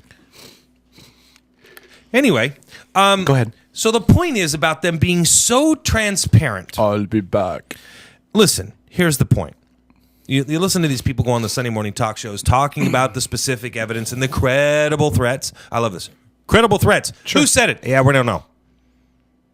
You know where he was at? Not exactly sure. You got a picture of the guy? Nope. Credible. Yep. Okay. Having said that, listen. Have you ever heard of psychological warfare, Kevin? Yes. Have you ever heard of allowing the enemy to learn the nature of your plans on purpose, Kevin? Yes. Do you think by any stretch of the imagination, Kevin, that Al-Qaeda sat back in their hovel of a hole one day and said, damn it, we need to figure out how they're figuring out what's going on? And Haji Musaviza Digan sat back in his hole and said, I got it! Hey, Mohammed, 14 men stand up. And he says, grab your cell phone and call Mohammed. 14 other men stand up. Repeat what's on this piece of paper. Okay. Mohammed. Yes. Is this Mohammed? Mohammed. Hey, we got a plan. It's almost intact. Teams are in place. Obama's birthday. We're good to go. Click. And somebody at the State Department says, holy man, they're talking on an open telephone. They're going to attack. So you think this is all just to screw with us? I am willing to bet anything nothing happens. And Al-Qaeda's sitting back going, look at those dumb white honkies. Look at them. They're all over the news. Big attack coming. Big attack coming. Can I ask you a question? What? Let me see if I get this right. Mm-hmm. I'm just saying they're transparent. A year ago, yeah, we had Benghazi. And Benghazi, the Obama administration is blamed for not taking action. Doesn't that sound like a board game now when you say it out loud? Benghazi. It's like, hey, dude, come over. Let's play a game of Benghazi. I thought it was a movie with Robin Williams. That was Jumanji. A year ago is Benghazi. Obama is blamed for not taking action. No, Obama's not blamed for it. Hillary Clinton is blamed for it. Well, but the leader takes blame too, right? I mean, Obama should have been made aware. He should have dispatched. He's blamed for the cover-up. Fair enough. Mm-hmm. The government is blamed for not taking action, not doing what needs to be done, not listening to chatter, not being proactive instead of reactive. No, they're blamed for not taking action once the attack began. So you have no issue with the fact that they probably should have had intelligence and chatter ahead of time? Well, it was the anniversary, for God's sake. Listen, the point is that on the anniversary of 9/11, you should always be at a heightened state of awareness. Right. At every embassy. Do you know I'm not going to work on 9/11? Do I what? I'm not going to go to work on 9/11. Why? You worried about some dude flying a little Cessna into your building? I call out of work every year on September 11th and tell my management you think pretty team, highly of yourself, don't you? I work at a federal building. It's not even about what I do. It's about what everybody else does in that building. It's not a big enough building. And by the way, it's a reinforced building. Guess what? Chances are the damage will be low. Guess what? The Alfred R. Murrow building in Oklahoma City, they thought that was a pretty small building as well. That's a fair point. That's a fair point. Anyway, but you're assuming that this is all just listening to chatter and made up chatter, not really going to happen. It's Al-Qaeda screwing with us. Let me read you what CNN has. Please do. Okay. This is off of their website, off of CNN.com, posted earlier today, 10:05 Eastern, so a little over an hour ago. And I just want you to think about one thing, folks, while you're listening to Kevin read this. I want you to ask yourselves if Al-Qaeda, this non-centralized organization whose 6'5+" militant Islamic leader managed to evade capture for 10 plus years. That's right. Would have the capability to know who's listening and when and how. Just saying. And why they would have said something over an open channel. Just saying. Here's what it says. An intercepted message among senior Al-Qaeda operatives in the last several days raised alarm bells that led to the closing of embassies and consulates Sunday across the Middle East and North Africa. By the way, you notice every senior Al-Qaeda operative's name is Muhammad. Yeah. CNN has agreed to a request from an Obama administration official not to publish or broadcast additional details because of the sensitivity of the information. Several U.S. officials are also emphasizing they have been watching growing threats emerging from Yemen for weeks. Those threats, combined with the coming end of the month of Ramadan. By the way, last week I said the end of Ramadan. You said the beginning. Clearly, I was right. Plus the concern over several... The threats, combined with the coming end of the month of Ramadan, plus the concern over several major prison breaks in the region, all contributed to the U.S. decision to shut down diplomatic installations. If you listen to... Yeah, it ends on August 7th. I was right. Yep. If you listen to what CNN is suggesting, they suggest they know more, but they're not releasing it because they've been asked not to. They suggested it's tied to more than just the chatter. Isn't it the right thing to do?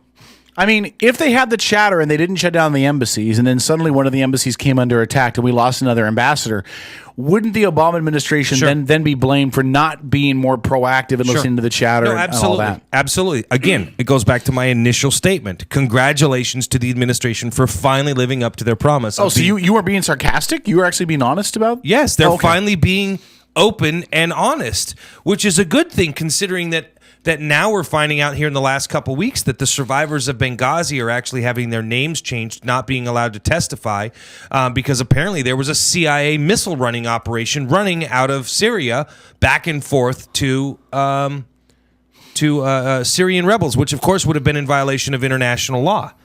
So again, that's a big deal, and they have plenty of motive now. Listen, that being said, that being the case about what we're finding out now occurred in Benghazi. Right. Absolutely. The CIA and the president and Hillary Clinton are motivated to cover it up, aren't they?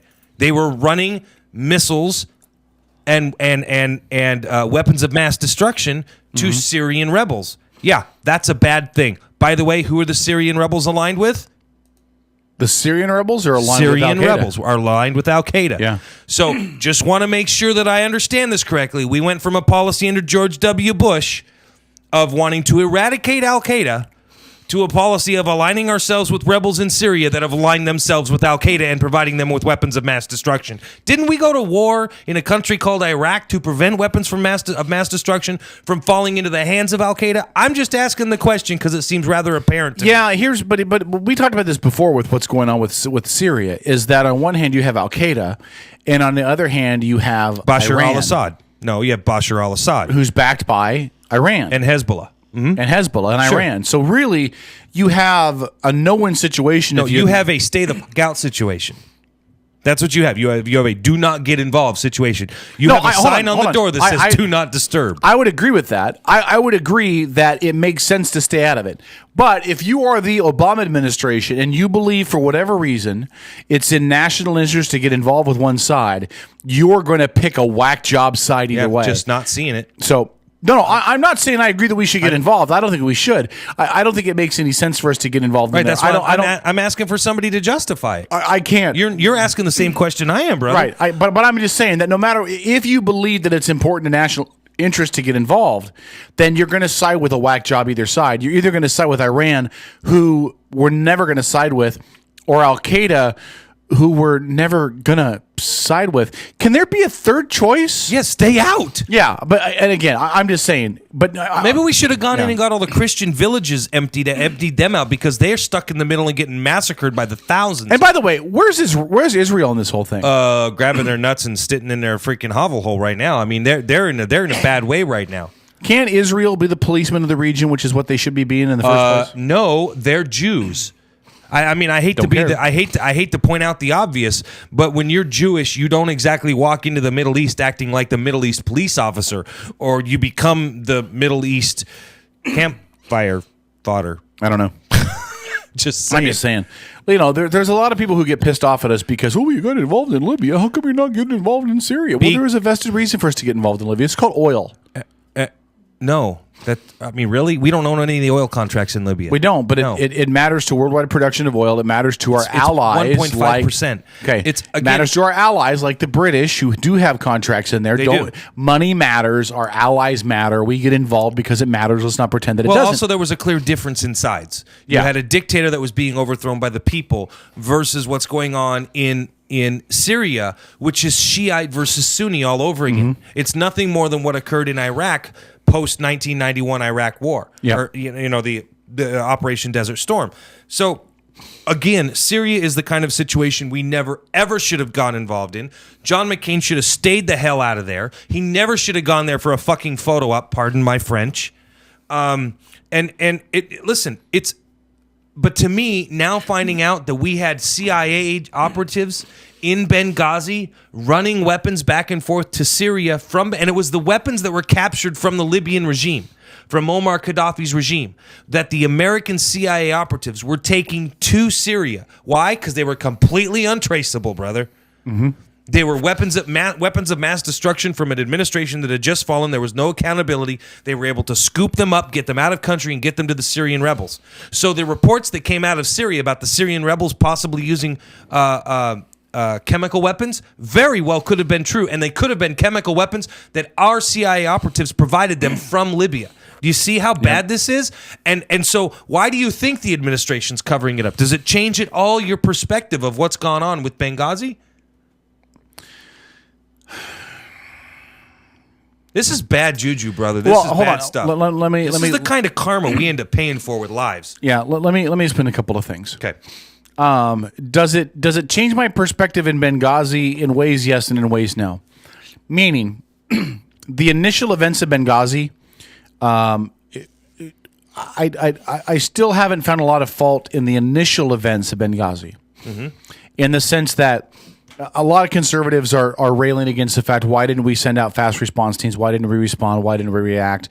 I don't know what the decisions for that would be, but I think that they're probably made at a high level, and they had reasons why they made them that I'm not going to understand. And it probably comes down to whether or not they're willing to risk more lives in exchange for the lives, whatever, blah, blah, blah. So a questionable decision, but I don't think it's this impeachable, let's screw Obama in the behind because it is if there were weapons of mass destruction being moved back and forth. No, hold on. I'll get to that in a minute. All right. But the initial decision there in regards to that doesn't change on that.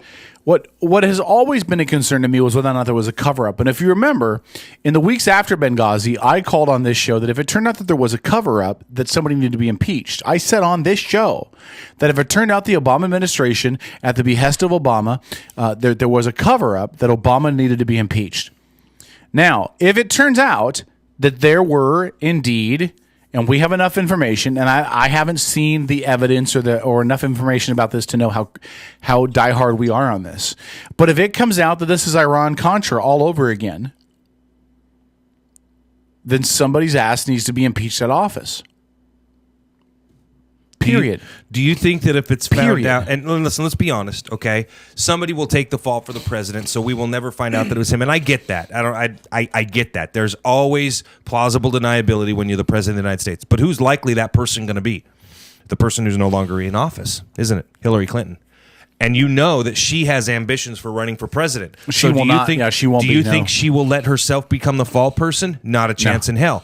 But yet she's the head of the State Department. Ultimately, it is her responsibility, and then she reports to the president. So to be honest with you, if weapons were being moved back and forth, to me, it is honestly, it's completely on her. And now that we have these. No, do you know who I think they put it on? No, they have an instant fall guy. It's dirty, it's deceitful, it's nasty, it's yucky, but they have an instant fall guy. That ambassador that died at that Benghazi. Ambassador would not be moving weapons of mass destruction without approval from a higher up. Well, that's not going to happen. Yeah. It's not going to happen. I don't know. See, the Democratic Party now finds itself screwed in the pooch because on one hand they have to decide: do we protect the guy who's currently in office, who's got 2.5 more years left to go? Okay, or do they say, you know, we really have somebody lined up to run the Democratic ticket for 8 years after that, who they believe and who a lot of analysts believe is a shoo-in if she runs against anybody the Republicans can throw up. Who do they side with? Hillary is the strongest candidate in the Democratic Party to throw up in 2016. I mean, she's the best candidate they've got. So who do they feed to the wolves? Well, they got Joe. Joe Biden is not your candidate. You got Joe. I'm just telling you, Joe Biden. You don't like Joe? Joe Biden's not your candidate from the presidency right now. There is no way. Here's what I could see happening. They could throw Obama to the wolves. They protect Hillary because 2.5 years, as opposed to, or 3 years, as opposed to 8 years. Then you let Biden roll out the presidency. Yeah, I'm sorry. You don't throw the first black president in the history of this country under the bus. I'm not saying they should. I'm just trying to figure out how they let this thing go. This guy is gonna die immortalized a saint by the Catholic Church if some members of the Democratic Party have anything to do with it, simply because he was the first black president. I mean, when he dies in 50 years, they're gonna find a way to say he created miracles. To be like, he helped poor people walk on water. I got a free phone. I mean, they are going to find a way to make that happen, brother. I'm just telling you. Yeah. So I don't know. I do. It'll be interesting to see.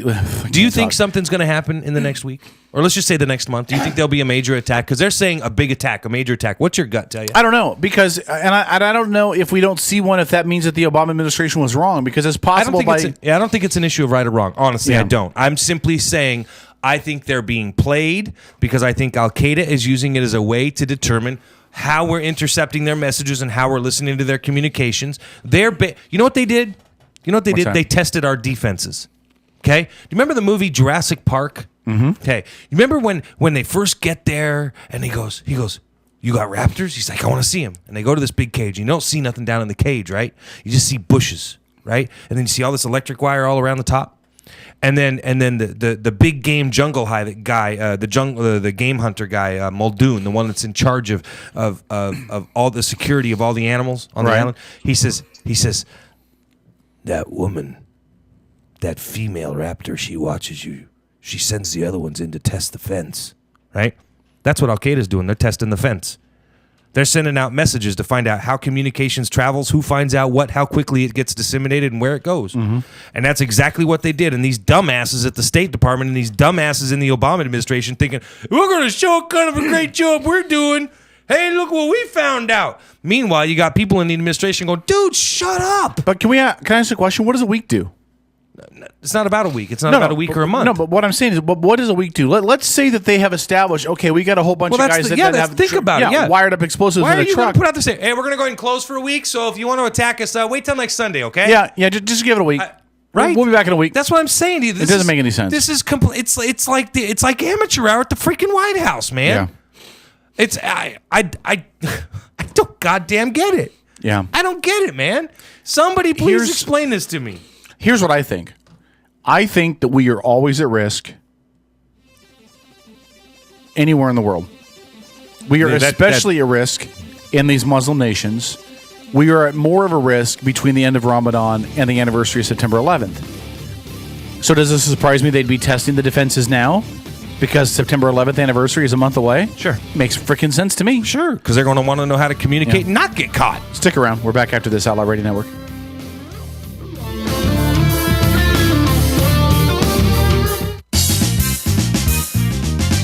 The Outlaw Radio Network.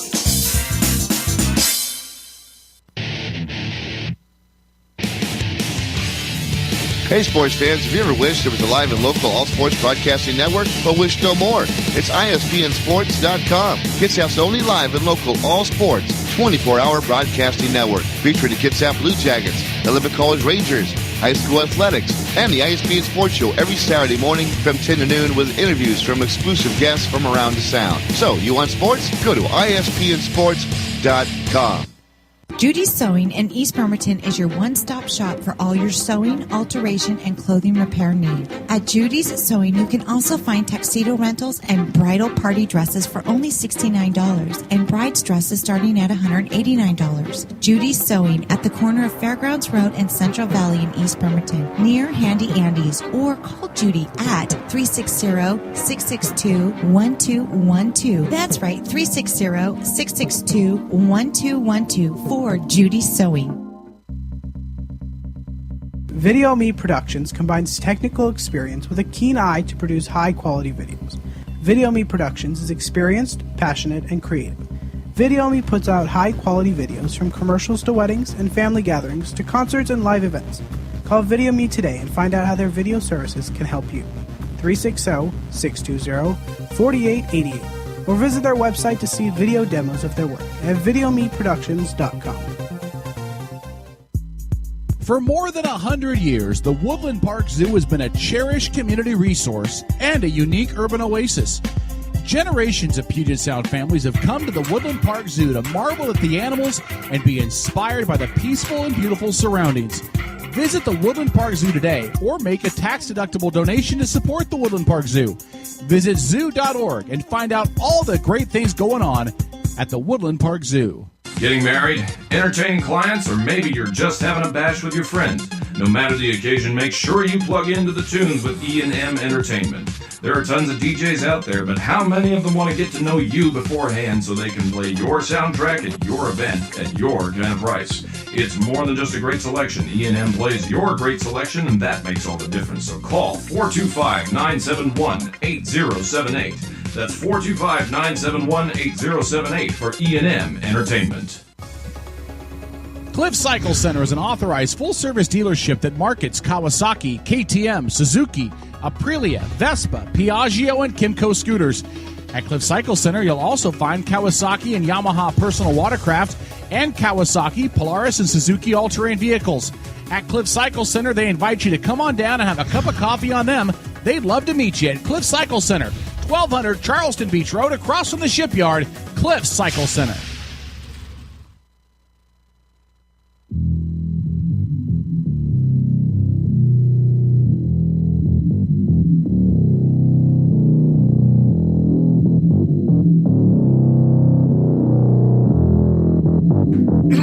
Love this song. The song is awesome. Love it when you play this song. Did you know this is the greatest bum song ever? Did you know that Mr. White is has a restraining order against him? Apparently, he is violent and has quite the temper. Mr. White? Yep. You talking about that White? White Stripes. Yeah, Jack White. What is his name? Oh, I thought you meant Mr. White in Mexico. No. We used to work for. Oh, no, You were talking about Mr. White. I'm like, what, what did he do? I thought he was a doctor. Sorry, I don't know Jameson White that well. No, I would never say something like that about Jameson unless I knew it to be true. I thought it was true. No, from the White Stripes, the brother, who played bass, right? Jack White, that's his name, right? Okay. Yeah, his wife in Nashville, Tennessee, of 5 years, they have 2 kids. She filed a restraining order, no contact order, because apparently he is violent. So I was like, wow. Oh, it shows in his music. Hey, you want to know what's great? Dallas Cowboys won today. Tony Romo did not play. There you go.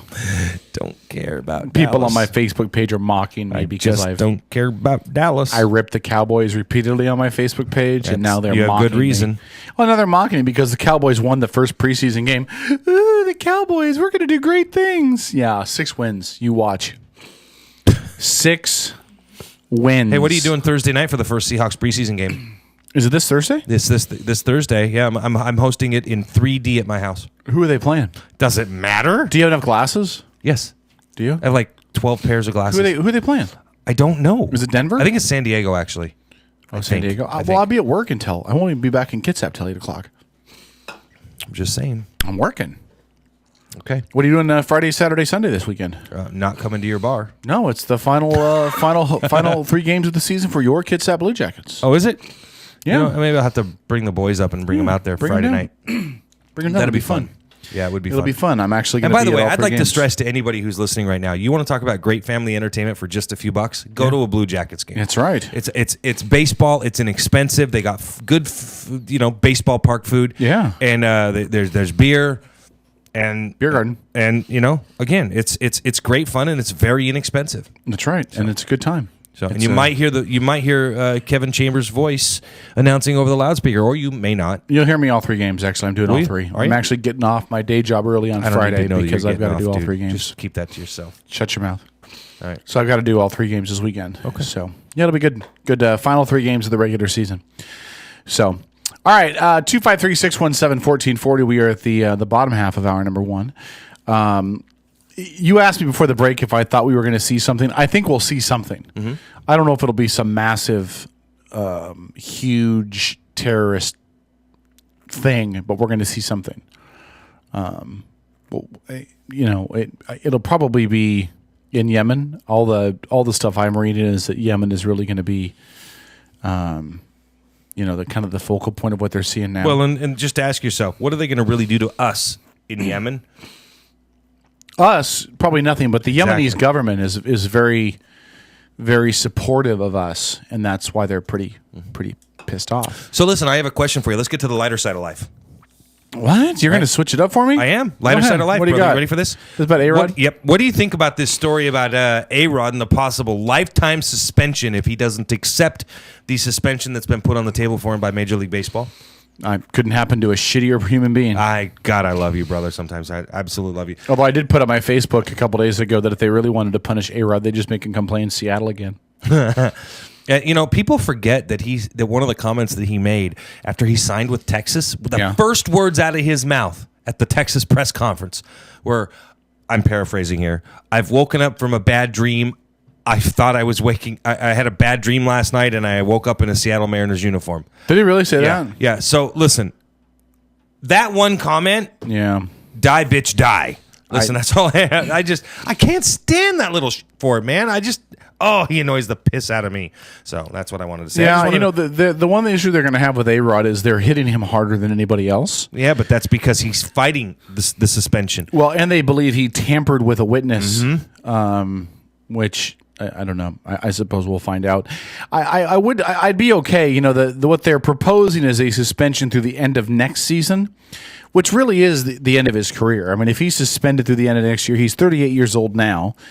There's no way that he can barely hit the ball now. Mm-hmm. He's a AAA player now. If he sits out the rest of this year and all of next year, what's he going to be when he comes back? A single A, AA player? Oh.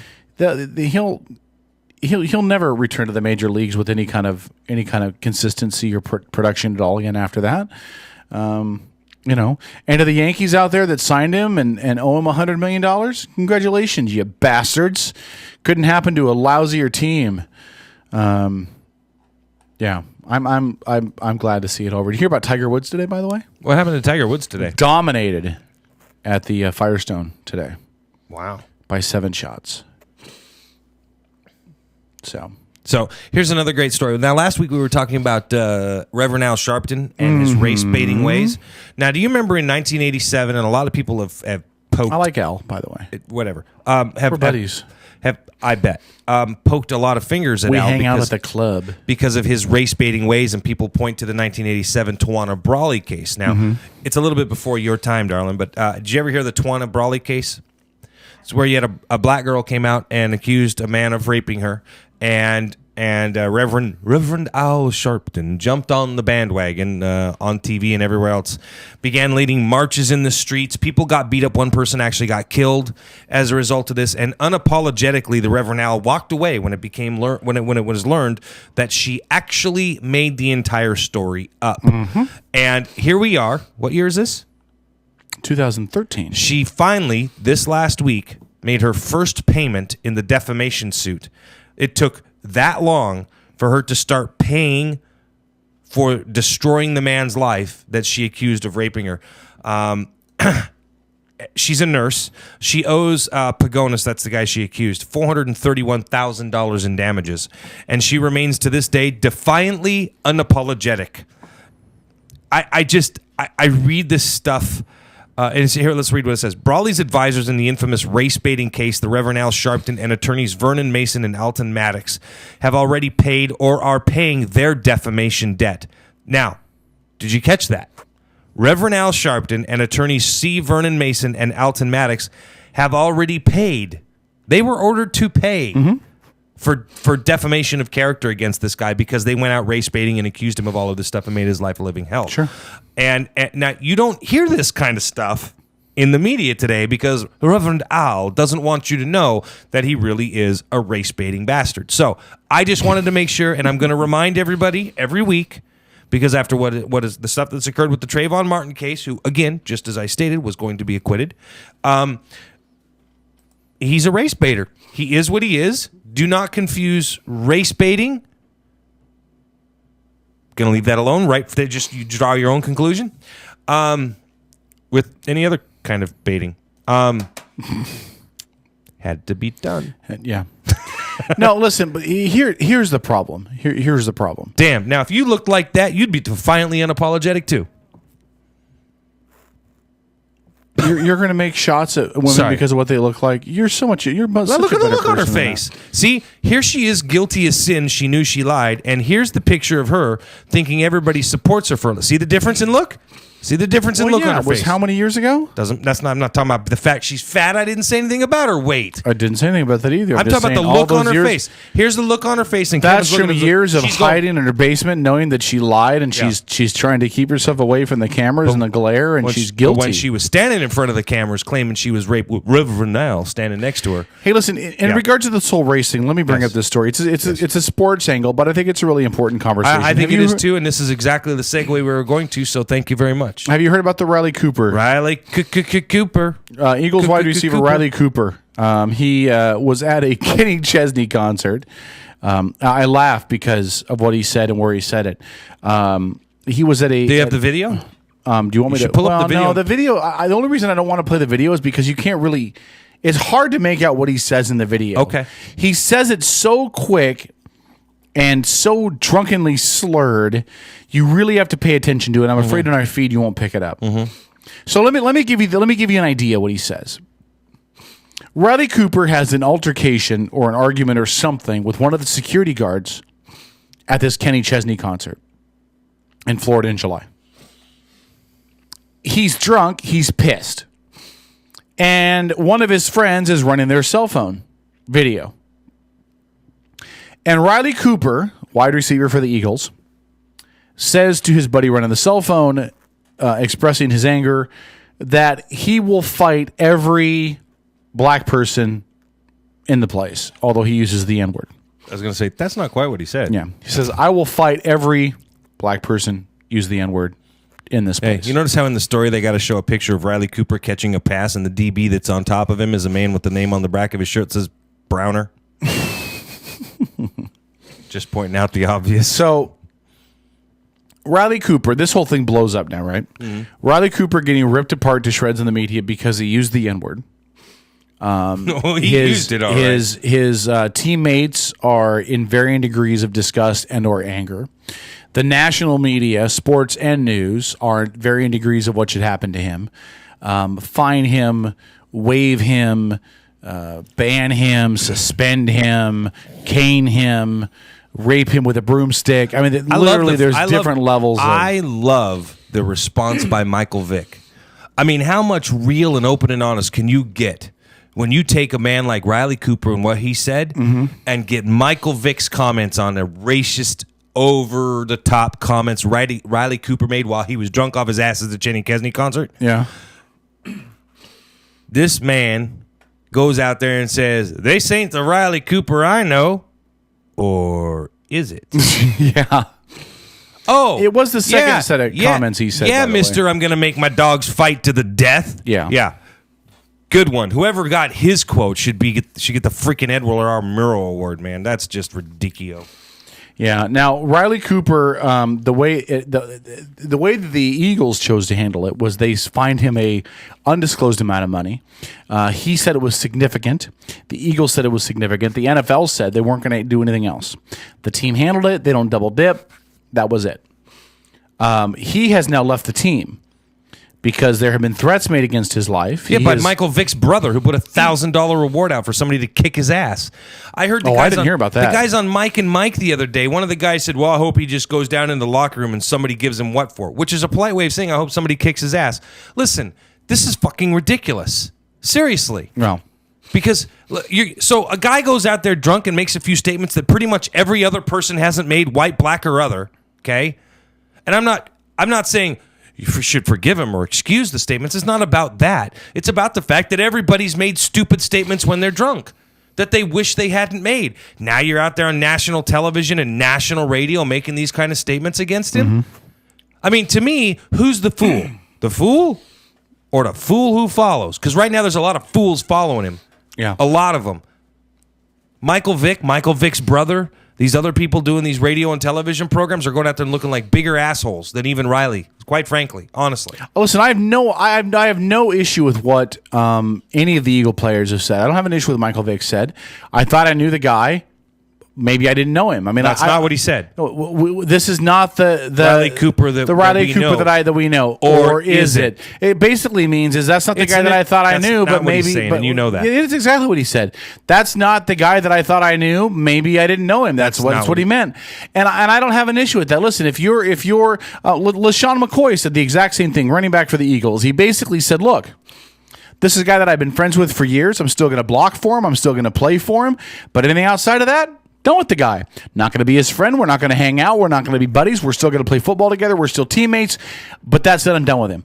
And that's what LaShawn McCoy said. That's ridiculous. I don't have an issue with that. Listen. Well, it's ridiculous because I'll bet you every one of those black guys has gone off talking about crazy-ass white motherfuckers. Right. Well, I'll bet you anything. And if you have a chance to read my blog, by the way, check out my blog at edgemediasource.com. I wrote about this story. And what I said in there is, listen, it seems weird to me that we would blast a guy like Riley Cooper who used a word he shouldn't have used. I'm not disputing that. It's a mean, ignorant, hateful word. Jay-Z uses that word 35 times in a song, and he rakes in $1 billion a year. Where's the outrage from the black community? Where's the anger? Where's the angst? Where's the problem?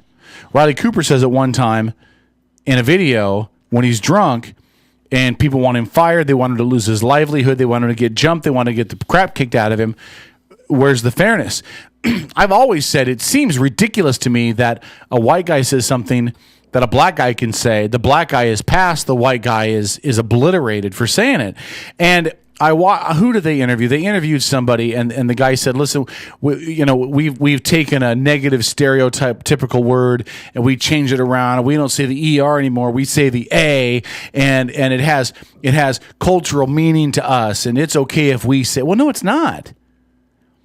I mean, you're dictating what speech you can say and what we can't, or vice versa. That's exactly what it is. That is racism. In point of fact.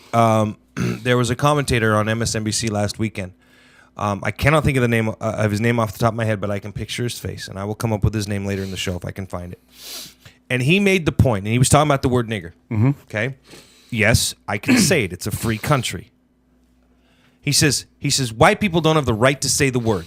And white people don't have the right to tell black people that they shouldn't be offended by the word because it's just a word. And he was referring to the Tim Allen comments when Tim Allen said, as a comedian, we should use the word more often, take the power away from the word. And he goes on to state that no, the power of that word is ours as black people. We give it its power, we take the power away. You as white people, you don't have the right to take the power of the word nigger away from us. And I'm just listening to this guy, I'm going, you're the most racist motherfucker I've ever heard. That is so racial that it oozes from your pores like sweat of racism.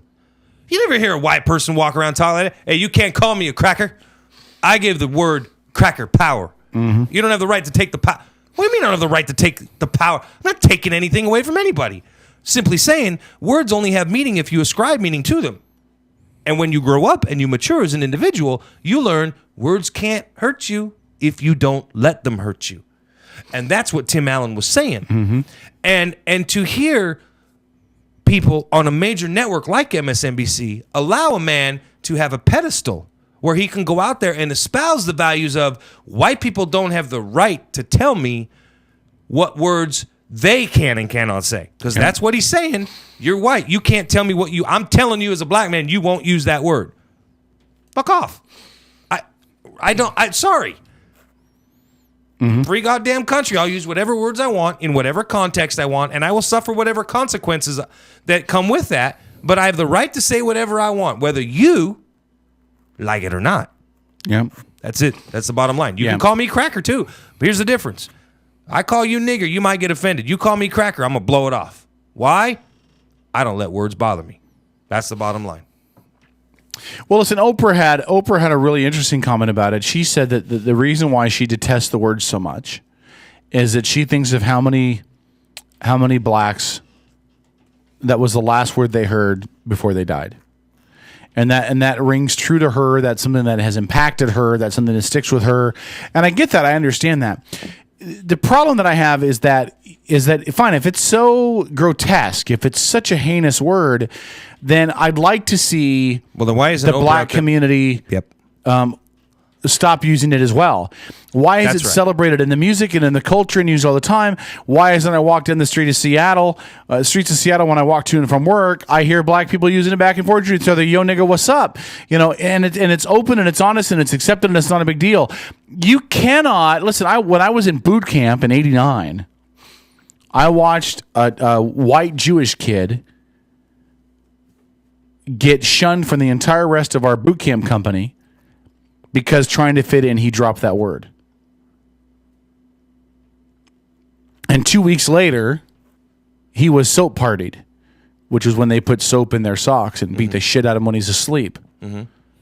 Yeah, like one is any better than the other? Yeah, but again, it was because other black guys in the company had been using it. I heard him say it. He didn't mean it mean. He wasn't trying to be a jerk. He wasn't disrespectful. He was just trying to fit in. He was trying to be funny. He was from a small town. He was just trying to fit in. He didn't know any better. Listen, I think you could agree. And this is going to sound incredibly politically incorrect, but I believe it to be the truth. The black community in this country suffers from a major goddamn identity crisis. They don't know what the hell they are. They don't know where they're going. They don't know what's acceptable speech and what isn't. And you can clearly tell by what occurred during the Trayvon Martin trial that the black community in this country is clearly divided in half.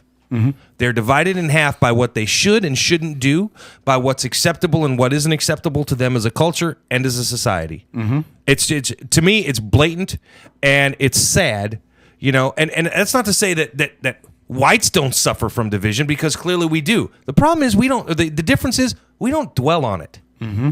We don't dwell on it and make it an issue that we're going to go out there and beat other people up over. We don't make it well, some guys in the KKK do, but they're on their own program. But you see what I'm saying? Yeah. I mean, I don't walk around and I hear some guy call me, hey, you stupid Polak, and suddenly I want to beat him up because I'm Polish. I'm not capable of it. But that's not the point. Anyway, again, some people might find that incredibly offensive. I don't care. Again, it's my opinion, and I am highly entitled to it, whether you like it or not. Again, I firmly believe that we've seen two different versions of Black America in the last several weeks, and I think a lot of it came to a head as a result of the Zimmerman trial. You heard the young lady that testified, Rochelle Gentel, talking about how it's our generation. It's okay for you to say ending in an A, but not nigger ending in an ER. To me, it's more disrespectful for me to say the N-word, like I'm implying you don't know what the hell I'm talking about. It's like saying you're not smart enough to figure out what I'm talking about anyway, so I'm just going to use the first letter of the word. It's disingenuous. And it's an insult to somebody's intelligence. And how stupid are you to really believe that because you took the ER off and you put it with an A, it means anything completely different? It doesn't mean and that's exactly my point. Yeah. I mean, how stupid is that? Do you think if you went back to the slave days when they were getting beat down and then they were being called that by the slave masters, that if you had referred to one of those slaves with an ER and with an A instead of an ER, would have made a lick of difference to them? Would it have sounded any differently? Would the undertones have been any differently? Would the meaning have been any different? I don't think so. No.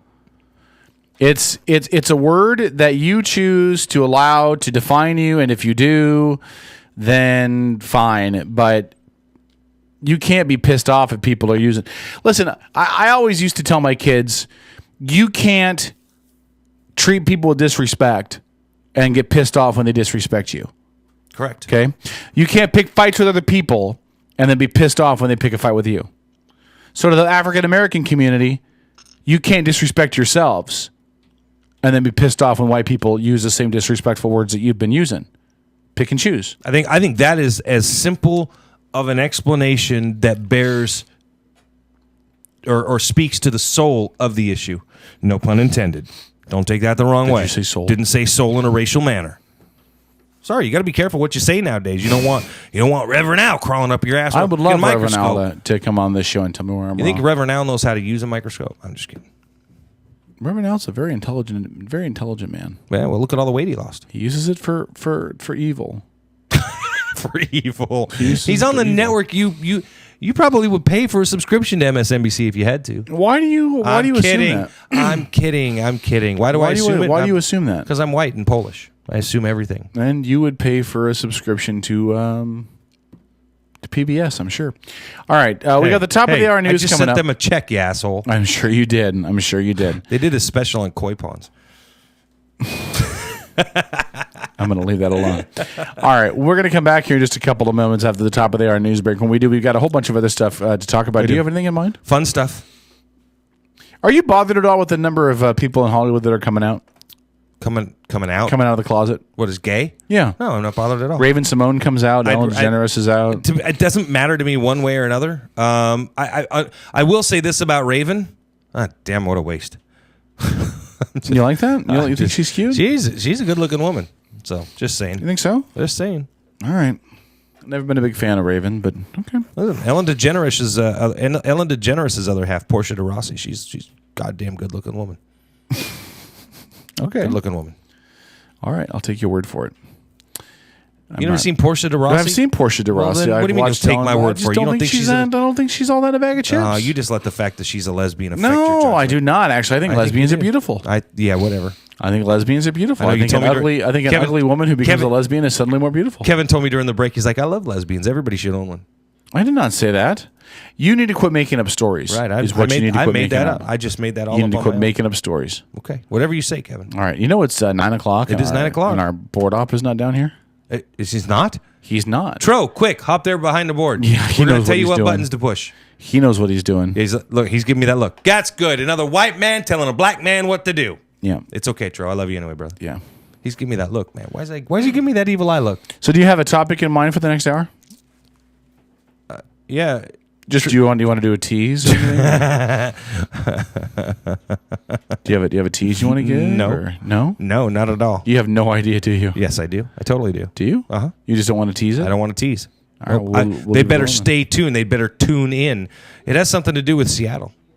So, we're going to go local again? It's Seattle. Holy cow. All right. We're staying uber local today.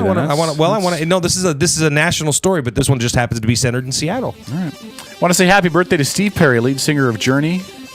64 years old today. Hey, did he ever get his voice back? I don't know. I read an article online that suggested that he may be trying to reunite with the band. All I have to say is, please, God, not to no. sing, right? Not to sing. Please, no. Throat cancer's a bitch. Now you're making fun of cancer. You're a No. prick. Stay tuned. Outlaw Radio Network with St. Paul, the voice of insensitivity. And After K-Dog. this. Voice of insensitivity. The Outlaw Radio Network.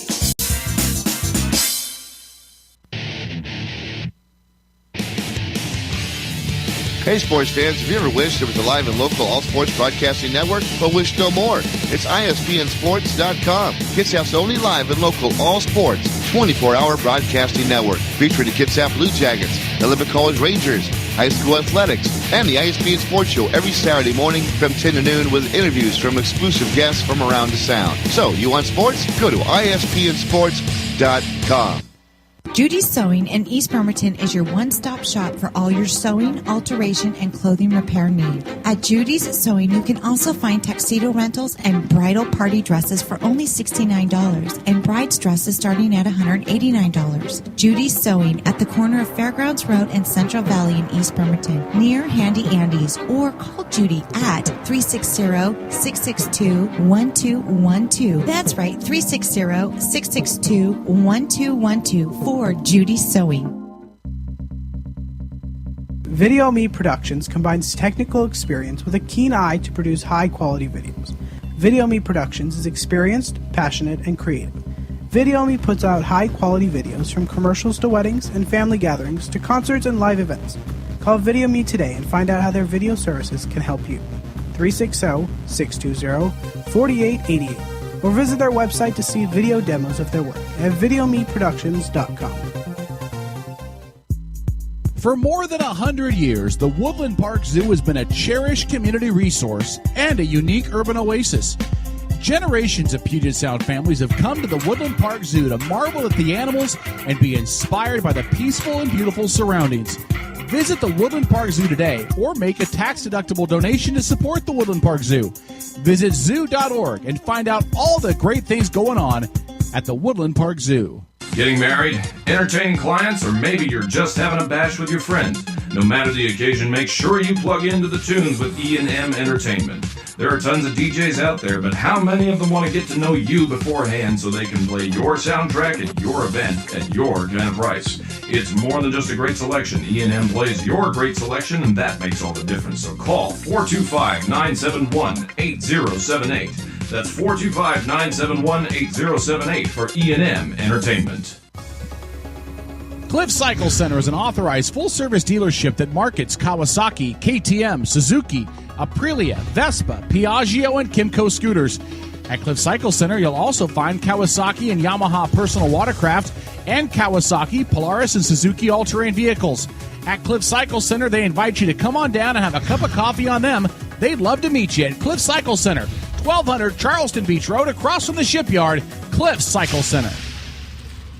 Judy's Sewing in East Bremerton is your one-stop shop for all your sewing, alteration, and clothing repair need. At Judy's Sewing, you can also find tuxedo rentals and bridal party dresses for only $69 and bride's dresses starting at $189. Judy's Sewing at the corner of Fairgrounds Road and Central Valley in East Bremerton, near Handy Andy's, or call Judy at 360-662-1212. That's right, 360-662-1212 for Judy Sewing.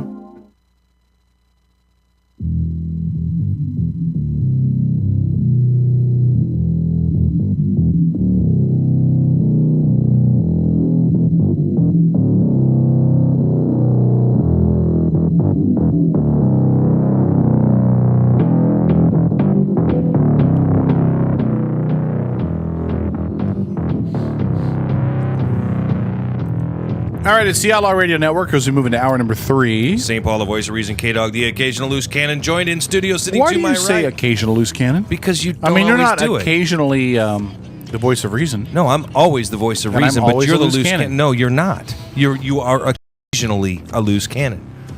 I'm always simply a loose describing you accurately, and for me, it's a title. For you, it's a description. See the difference? You're not very nice. How's that not nice? It's not mean. Hey, can I read this to you real quick? You got to introduce our other person in the studio real quick. I forgot her radio name. It's been so long. No, the since guy you've been- next to you. I was in the middle of doing that when you interrupted me. God. No, I'm not the occasional news cannon. You hurt my feelings. Go ahead, douchebag. He's not talking to you, Trojo. He's talking to me. I'm the douchebag. Joined to my right, your left, by Trojo. Yeah. Hey, Tro. Hello. How about those Cowboys? Is it on? Is it actually on? Yeah, it's on. I hear you. Holy cow, it's on. Hey, When we get real to quick, speak around in the... do you guys check the chat room at all? I looked at there a little while ago. Yeah, sometimes you have to refresh it. Oh, Mr. C says the White House will cite the use of NSA monitoring as the source of the information for the terrorist threats to validate the NSA program. Gee, that's convenient. Hey, we're in a lot of trouble right now for listening to every single conversation every American has. Let's say that's where the info came from. Sorry about that, Mr. C. I didn't see it. That was my bad. And listen, Mr. C may be right, but he also may be being facetious here. We're going to bring Felch on and make her monitor the chat room and our Twitter feed. I think that would be a good job for her. I think that'd be a good job Felch for her. monitoring our Twitter. Hey, Our Felch, Twitter and our chat room. Hey, Felch, Twitter the room, would you? All right. Hey, I want to read this to you really quick. Back on July 21st, this is off of BleacherReport.com, by the way. Caleb, turn the speaker on in here, please. Back on July 21st, Seattle Mariners third baseman Kyle Seager lost his bat during a swing in a game against the Houston Astros. The bat landed in the stands where a young Astros fan named Lyle Raymond picked it up and returned it. Lyle recently sent a sweet letter to Seager explaining why he returned it. Here's what the letter said. My name is Lyle Raymond. Your bat landed on me. I am okay. Thanks for giving me the thumbs up when you were on first base. I like the Astros, but will cheer you on too. I gave back your bat because you had a big hitting streak with that bat. I hope you have more with that bat. Your fan, Lyle. Pretty darn cool. That's a pretty nice little letter right there. We don't typically have fans that are that cool in Seattle. No, this was a guy in Houston. Right. So, That's what I'm saying. Well, and listen, I've heard that a lot from people who talk about fans from Seattle. And you know what? You're right. And I think a lot of that's because we don't have really a history here. Yes, we do. We got 20, 30 years worth of sports, but we don't have the 50, 60, 70-year history of sports like a lot of other cities do. Mm-hmm. And so our fans tend to be a little bit more immature as fans do. We tend to be a little bit more fair weather. Some of our big athletes, Felix goes to another town, pitches a great game. He'll get a standing ovation from the other crowd. Yeah. We don't really do that so much here unless it's a former Mariner, for example, who comes back. But I would just like to point out that young man said, and I saw that play, and that was... Huh? Unless the name is Alex. Damn that ass. Man, we'll throw fake money at him and boo still to this day. But it's, I don't know. I guess I wish the fans here were more like that young man. So, and that was a heck of a play. He was a young kid. Does it say how old he was? He looked like he had to have been 10, 11, 12, something like that. And the bat just flew out of Kyle's hands. Kyle didn't do nothing, and Kyle went to first base after he either walked or got a hit or something. But he was on first base, and he was like. He actually, when he was in the batter's box, he actually wasn't going back into the batter's box yet. He asked the ump. He's like, hey, I want to go make sure the kid's okay. I mean, you don't see major leaguers do that, man. Seager's a good kid. Mostly they just ignore it. They're like, whatever, give me my bat back. Yeah. And they do. They just ignore. But kid's got horrible handwriting, so it doesn't help the kid is, but the kid's probably with the handwriting got or pretty he had young. brain damage. Well, that's the first wow. the first comment in the user chat posts. It says, "Wow, that handwriting! I think the bat got him good." Wow, it's a kid. Kids can't be no more than what 4, 5, 6. Okay, old enough to write, but still, to a point where he's still learning to write. Mm-hmm. Can't you? If you were going to be a professional athlete, any sport, any sport at all, what would you pick? Soccer. You're fired. You just killed his conversation starter. You're fired from this show, man. You can leave now. I want to play soccer. No, I had to do it just because. That was damn funny, Tro. I don't care what anybody says. That was funny. Play soccer. He didn't. Because every other sport, I have to be a tall person. You notice he didn't skip a beat either. He's like, Kevin's asking me what sport I want. Soccer. Hate soccer. I never played soccer a day in my life. I just had to say it. Soccer is horrible. I don't feel about soccer. Felch, you like soccer? No, not really. Good. All right. I like her more all the time. I'm not. It's the most boring sport ever. It is the most boring sport ever. Thank you. See? She's outstanding. Felch. All right. Paul. Zip it. Paul, what sport would you do? What sport would I do? Yeah, any sport at all. You could be a professional sport athlete. Who would it? What kind of sport would it be? Honestly? No, lie to me. Okay, I'll lie to you. Be a woman. Soccer. Lie to me. Be a woman. Go ahead, lie to me. If it could be You're any the best I've ever had. Go ahead. If it could be any professional sport, I have to be an athlete in it, or could I be a coach or something else? You're an athlete. You're a professional athlete in a sport. Well, I can't pick horse racing then. Kind of throws that one out the window, doesn't it? So, kind of. I'm a little too big to be a jockey. Trojan could be a jockey. A little too small to be a horse. So Trojan could be a jockey. Although my wife says miniature horses. No. Warning.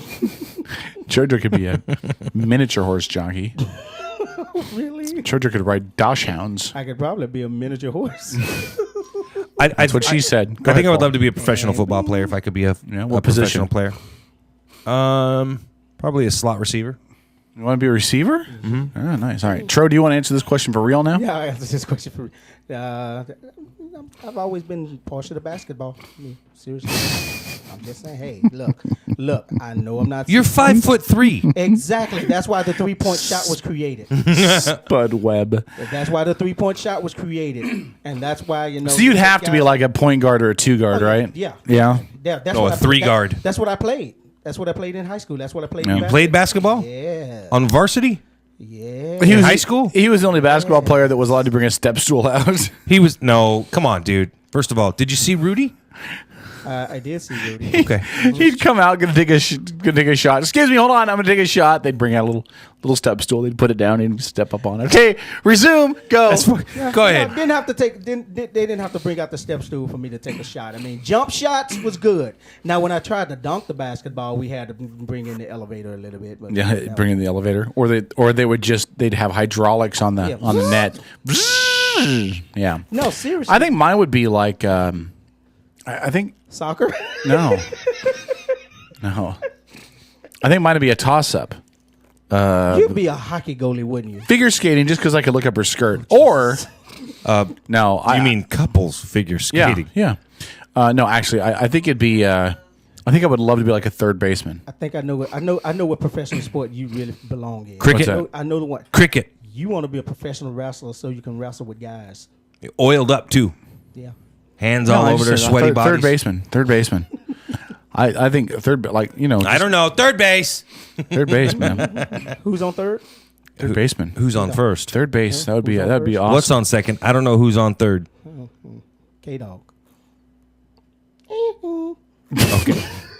All right, Paul, bring up your topic. Here's the story. I just wanted to ask.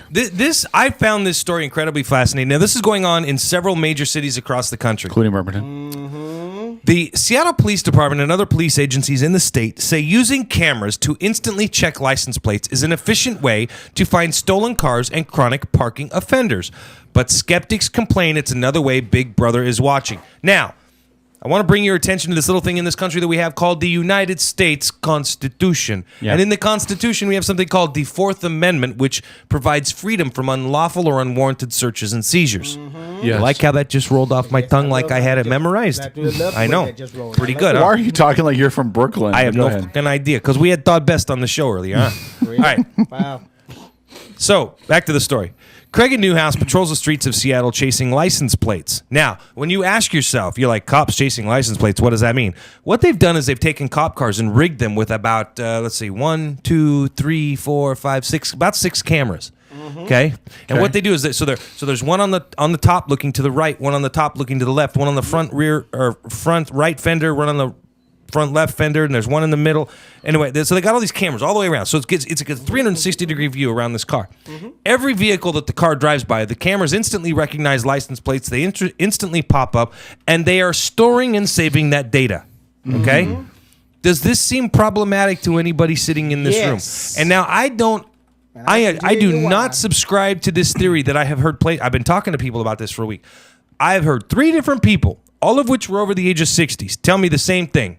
Well, if you ain't doing nothing wrong, what do you got to worry about? Screw that. Okay? Again, absolute power provides the opportunity for complete and total corruption. Sure. Somebody, guaranteed, will use that information in a manner with which it was not designed. Exactly, yeah. You know, no matter what, you cannot promise me that this information will not get misused. Okay? Now, there's a city called Leeds. It's in England. And there was an interesting circumstance that came up there where overnight cameras started popping up on all the street corners, street signs, street lights, and all that stuff. And when they started doing some digging, it was a very interesting set of circumstances, somewhat to what we have here in Silverdale. Right. Whereas all of a sudden, we're starting to see all of these video cameras all over the place, and nobody seems to know. Nobody knows what's going on with them, right? Or who's watching them, or who's recording the information, or how long it's stored for, or what the information's being used for. Okay? None of this is okay. None of this is acceptable. And unless people like, oh, God forbid, the Outlaw Radio Network actually tries to get people to Who answer. are they? They're cool. Right. Yeah, you know, again, this stuff is not acceptable in our free and open society. It's not okay for police. I mean, what do I got to do? Put a sign on my car that says, you cannot read my license plate? I do not submit to your unreasonable search? Now, police make the argument that whenever you are outside of your home, there is no reasonable expectation to privacy. Now, I ask you, do you have a reasonable expectation to privacy when you have left your home? Inside your car? Yep. Anywhere. Just, do you if you walk down to the park, should that be private? Do you feel you have the right for that to be just a private walk to the park? Should be. No. Right. It should be. I mean, Kevin? No, the courts have ruled that it isn't. No, Because they you're in as a public. matter of fact, they haven't. That I is thought not they- exactly. I thought they ruled that if you're in public, there's no expectation of No, privacy. that's not which what. is- That's okay. way too broad. No, Okay, go ahead. that's not what has been ruled. In fact, you can do a quick search here and see what your Google search comes up with. Just go expectation of privacy. All right, give me a second. And see what comes up, and it'll be interesting to see what comes up there. This is going to sound totally racist because it always is, does. but because it is. It always does. As a black man, do you find that you get less privacy? Do you find that people stare at you more or ask you more questions than they do, say, a white person that might be with you at any given moment? Yeah, it has actually happened a Sure. few times. I was with a friend of mine who just so happened to be Caucasian American, and Caucasian American. There he goes with that hyphen American stuff again. we got stopped and we was getting asked a lot of questions. Well, they only asked that person a couple of questions, and they was driving, but they hit me with a plethora of questions. Do you have an ID? And you were the passenger? I was the passenger. Yeah, and now by the way, mind you, the law specifically states, and the Supreme Court has ruled that you do not, as a police officer, have the right to question the passenger in a vehicle unless you have probable cause. Yep. By the way, being black, not probable cause. Okay. What? I know, right? What? I know. Yeah. I was like, No, hear me. It's not probable cause. It's not. What? No, that's actually But he's happened to me before. black. I mean, the police getting me getting stopped while driving my car. It actually happened before, and that was a crazy situation, and literally it was because a judge didn't sign a piece of paper that I had sitting in my car at the time that I got stopped. And I just so happened to be driving my '89 Cadillac Eldorado, and the guy said my plate came up as my plate and license came up as suspended. It was like, here's the paperwork right here with the judge's license on it, signature on it. My license is not suspended. They said it would take a few weeks for it to go through the system. If I got pulled over, present this. And the cop was like, yep, no, it's suspended. It's like, and you pulled all of this because it came up in your system because you ran my plate. Okay. So I actually had to go back to court and fight that. yeah, and it's I won, it's but yeah, and you I as you had to should fight have, it. So here's what it goes on to say in this article. On this cloudy afternoon, he finds just 2 stolen cars and no chronic parking offenders. A smaller haul than usual. Okay, first of all, if you found 2 stolen cars, that's cool. That's I get great. that. Mm-hmm. But his work does not go to waste. The thousands of photos are entered into a Seattle Police Department database where, for 3 months before they are destroyed, now, let me finish this. I'll ask the question, the obvious question. Yes. They'll be available for use in criminal investigations. Here's the obvious question. How do you know they're going to be destroyed after 3 months? In fact, why are they kept for 3 months? Why are they not, if there's instantly no recognition, why aren't they instantly deleted out of the system? Right. Good question. Okay. But to public officials, it is an innovative and effective multi-purpose policing tool.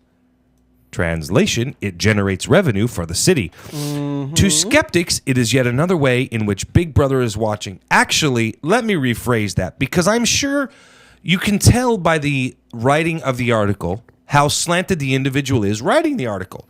Because what it says here is, to skeptics, and then it uses very vague wording, it is yet another way in which Big Brother is watching.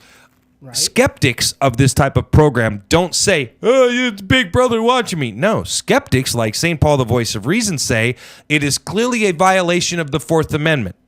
Yes. Okay? When skeptics truly have something to say, and they are really skeptics of a program like this, we have a tendency in a way to go ahead and speak our mind eloquently and get to the point concisely. This individual who wrote the article wanted to make skeptics sound like idiots. Okay, we move on. Automatic license plate readers have been in the arsenal of large police departments for nearly a decade. Again, they're trying to minimize the reality of the situation, but are now getting new scrutiny amid broader concerns about government consent. Broader concerns. Like the NSA listening to all of our phone calls. Yeah, you're right. broader concerns. I think that's well put. The Seattle Police Department is one of many state law enforcement agencies that use the readers, including several in King County. Even suburban Beaux Arts Village, population 299, is considering them. Why? You have 200 because that's not what the information's going to be used for. Right. And actually, the privacy concerns are the fact that the police department in these vehicles, in these vast programs and archives that they are keeping of all of these license plates, are creating a database showing everywhere your car has been. That's the problem. Now, Kevin, you, God forbid, you start dating a woman that's a cop, and you start cheating on her. What's to stop her from going into the system and determining where your car has been all the time? Not a damn thing. Not a thing. And then you can't cheat in peace, which, by the way, you have the God-given right to do. That's right. God bless me and my ability to cheat. Okay? See? Why would I cheat on her, though? She has handcuffs. Because she probably also beats you up on a regular basis. All right. In Seattle, which piloted the technology in 2006. Wait a second. Yep. Did anybody else catch that faux pas? Read that again. So, in Seattle, which piloted the technology in 2006. Now, I want to go back here a paragraph. Automatic license plates readers, which have been in the arsenal of large police departments for nearly a decade. That's 10 years. That's 10 years. But it piloted the technology here in 2006. Not 10 years. I guess that's not nearly a decade. Indicate 12 police units collected about 7 million license plate records last year alone, identifying 426 stolen cars and 3,768 vehicles with at least 4 unpaid parking tickets. Now, let's play devil's advocate. No problem finding stolen cars. No problem finding people who have a lot of unpaid parking tickets. In New York City, they have a similar program, but it requires an individual driving down the road and manually entering the license plate numbers. They're not taking pictures unless they put a boot on it. Right. Okay. Now, no problem with that. Again, no problem with you driving down the street with cameras, instantly recognizing license plates. This is somebody we're wanted. Hey, there's an Amber Alert out with somebody with this license plate number. I got no freaking problem with that. You got no business keeping the information for any length of time whatsoever. None. There's no reason to keep the information. And again, they go on to say, well, we might be trying to solve a crime. Maybe there was a murder committed on 4th Street. And then what? So you go back and now suddenly every single vehicle license plate that was videotaped in that area is a suspect? No. I'm sorry, it doesn't. We are free from unreasonable searches and seizures. There has to be probable cause. Well, you were in Bremerton on the night of the 4th. That's not probable cause. You see what I'm saying? I have a really, really big problem with this. And state, federal, and local governments are allowing it to occur. And one of the questions we're going to ask next week of the mayor is, Madam Mayor, will you allow this to occur within the city of Bremerton, city limits? Are you going to allow cameras to videotape people on the city streets of Bremerton? Well, I'll say again, they're already doing it. Now, they may not be as open here in Bremerton or in Kitsap County as everywhere else is coming out doing it, but they already have this in place. I know for a fact because I was a victim, and I did say victim because I really was a victim of that system. I had to go into court and fight for my right to keep a license that I'd already had reinstated because the paperwork hadn't made it through the court system yet. They've already. So it's not a matter of asking the mayor if they're going to allow it to happen. Now they're already doing it. I received an interesting message, and this is something I want to bring up. Now there are certain requirements here to driving a car, and again, you have to be financially capable of driving your car. In other words, you got to have insurance. Your vehicle has to be licensed with the insurance company. Now, how reasonable is it if they also use this to drive down the road, check your license plate against viable insurance companies, and use it as an excuse to pull you over and then claim probable cause? Oh, I don't have this vehicle licensed anywhere with insurance. Therefore, you're an unlicensed, unregistered, uninsured vehicle, and I now have probable cause. Do you see what I'm saying? You see how quickly this overruns the boundaries of what's acceptable and what isn't. You do have a flaw there, though.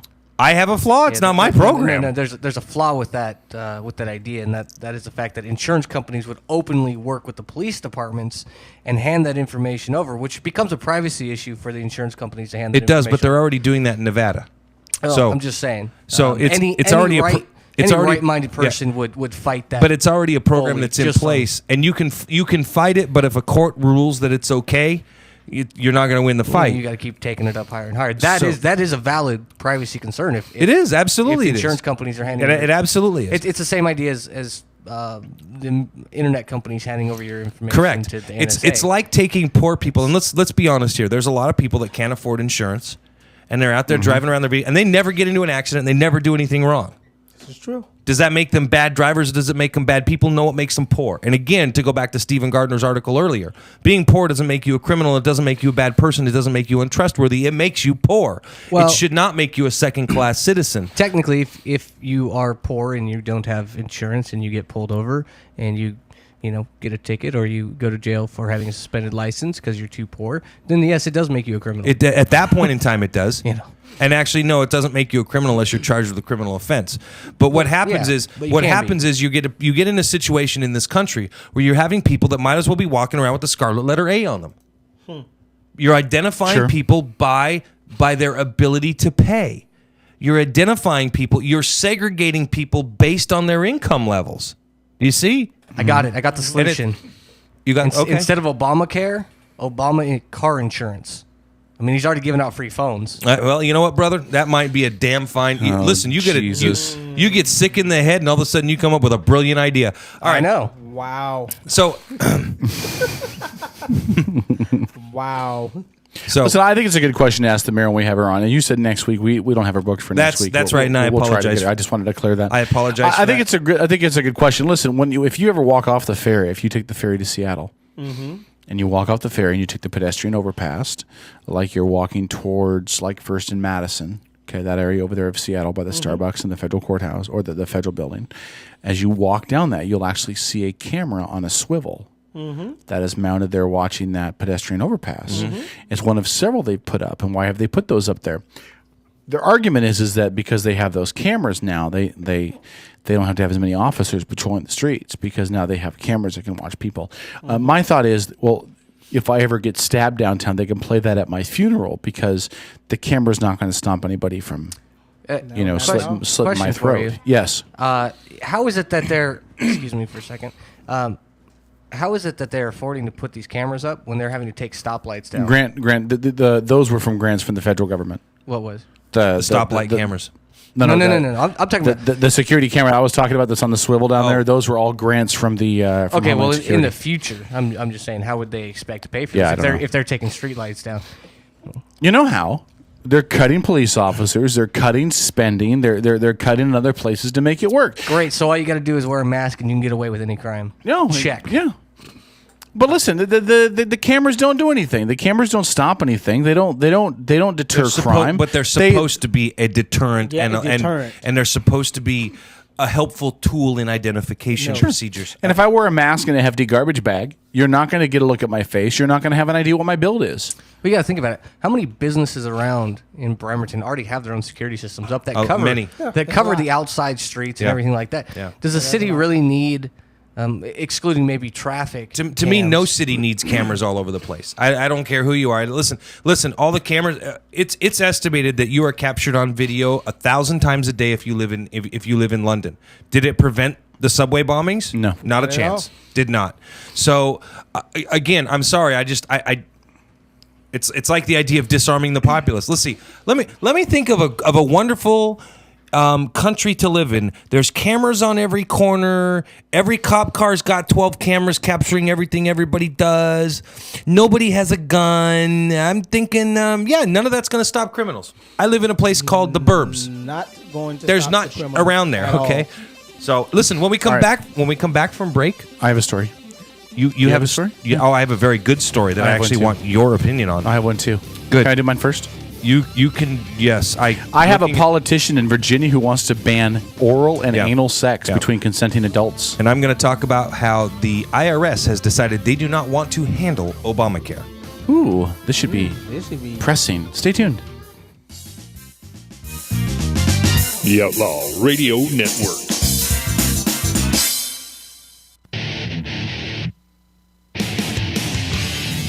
Hey, sports fans, have you ever wished there was a live and local all-sports broadcasting network, but wish no more? It's ISPNsports.com. Kitsap's only live and local all-sports 24-hour broadcasting network, featuring the Kitsap Blue Jackets, the Olympic College Rangers, high school athletics, and the ISPN Sports Show every Saturday morning from 10 to noon with interviews from exclusive guests from around the Sound. So, you want sports? Go to ISPNsports.com. Video Me Productions combines technical experience with a keen eye to produce high-quality videos. Video Me Productions is experienced, passionate, and creative. Video Me puts out high-quality videos from commercials to weddings and family gatherings to concerts and live events. Call Video Me today and find out how their video services can help you. 360-620-4888 or visit their website to see video demos of their work at videomeproductions.com. For more than 100 years, the Woodland Park Zoo has been a cherished community resource and a unique urban oasis. Generations of Puget Sound families have come to the Woodland Park Zoo to marvel at the animals and be inspired by the peaceful and beautiful surroundings. Visit the Woodland Park Zoo today or make a tax-deductible donation to support the Woodland Park Zoo. Visit zoo.org and find out all the great things going on at the Woodland Park Zoo. Getting married, entertaining clients, or maybe you're just having a bash with your friends. No matter the occasion, make sure you plug into the tunes with E&M Entertainment. There are tons of DJs out there, but how many of them want to get to know you beforehand so they can play your soundtrack at your event at your kind of price? It's more than just a great selection. E&M plays your great selection, and that makes all the difference. So call 425-971-8078. That's 425-971-8078 for E&M Entertainment.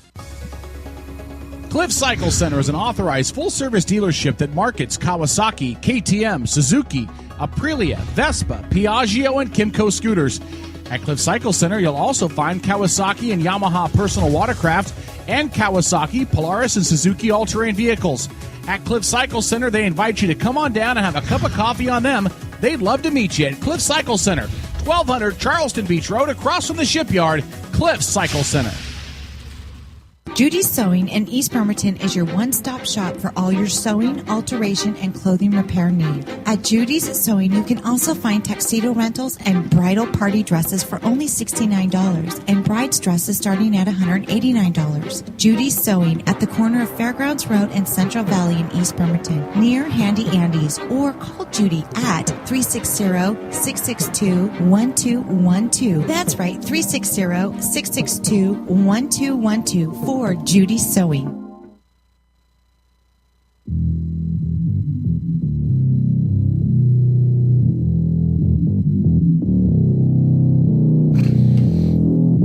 All right, it's the Outlaw Radio Network. Hey, turn that music up. Paul loves this song.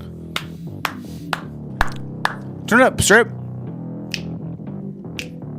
think next time we go to karaoke. Are you funny? You think you're funny now? Next time we go to karaoke, you're not sing funny. This song. You're not freaking funny. You want to dance? It's K-Dog. Hey, Strip, can you turn the speaker up in here a little bit? Dude, A2 Trojo? A2? Means you too? You too? I hate you guys. So listen, I have a video we're going to play in a second really quick. But let me give you a heads up what the story's about. This is the God's honest truth. And this is actually out of the Toronto Sun. The Toronto Sun. Even the Canadians are making fun of him. Virginia's Attorney General wants to ban oral and anal sex. Well, I'll read this to you. This is posted July 18th in the Toronto Sun's website. So much for Felching. Here's what it says.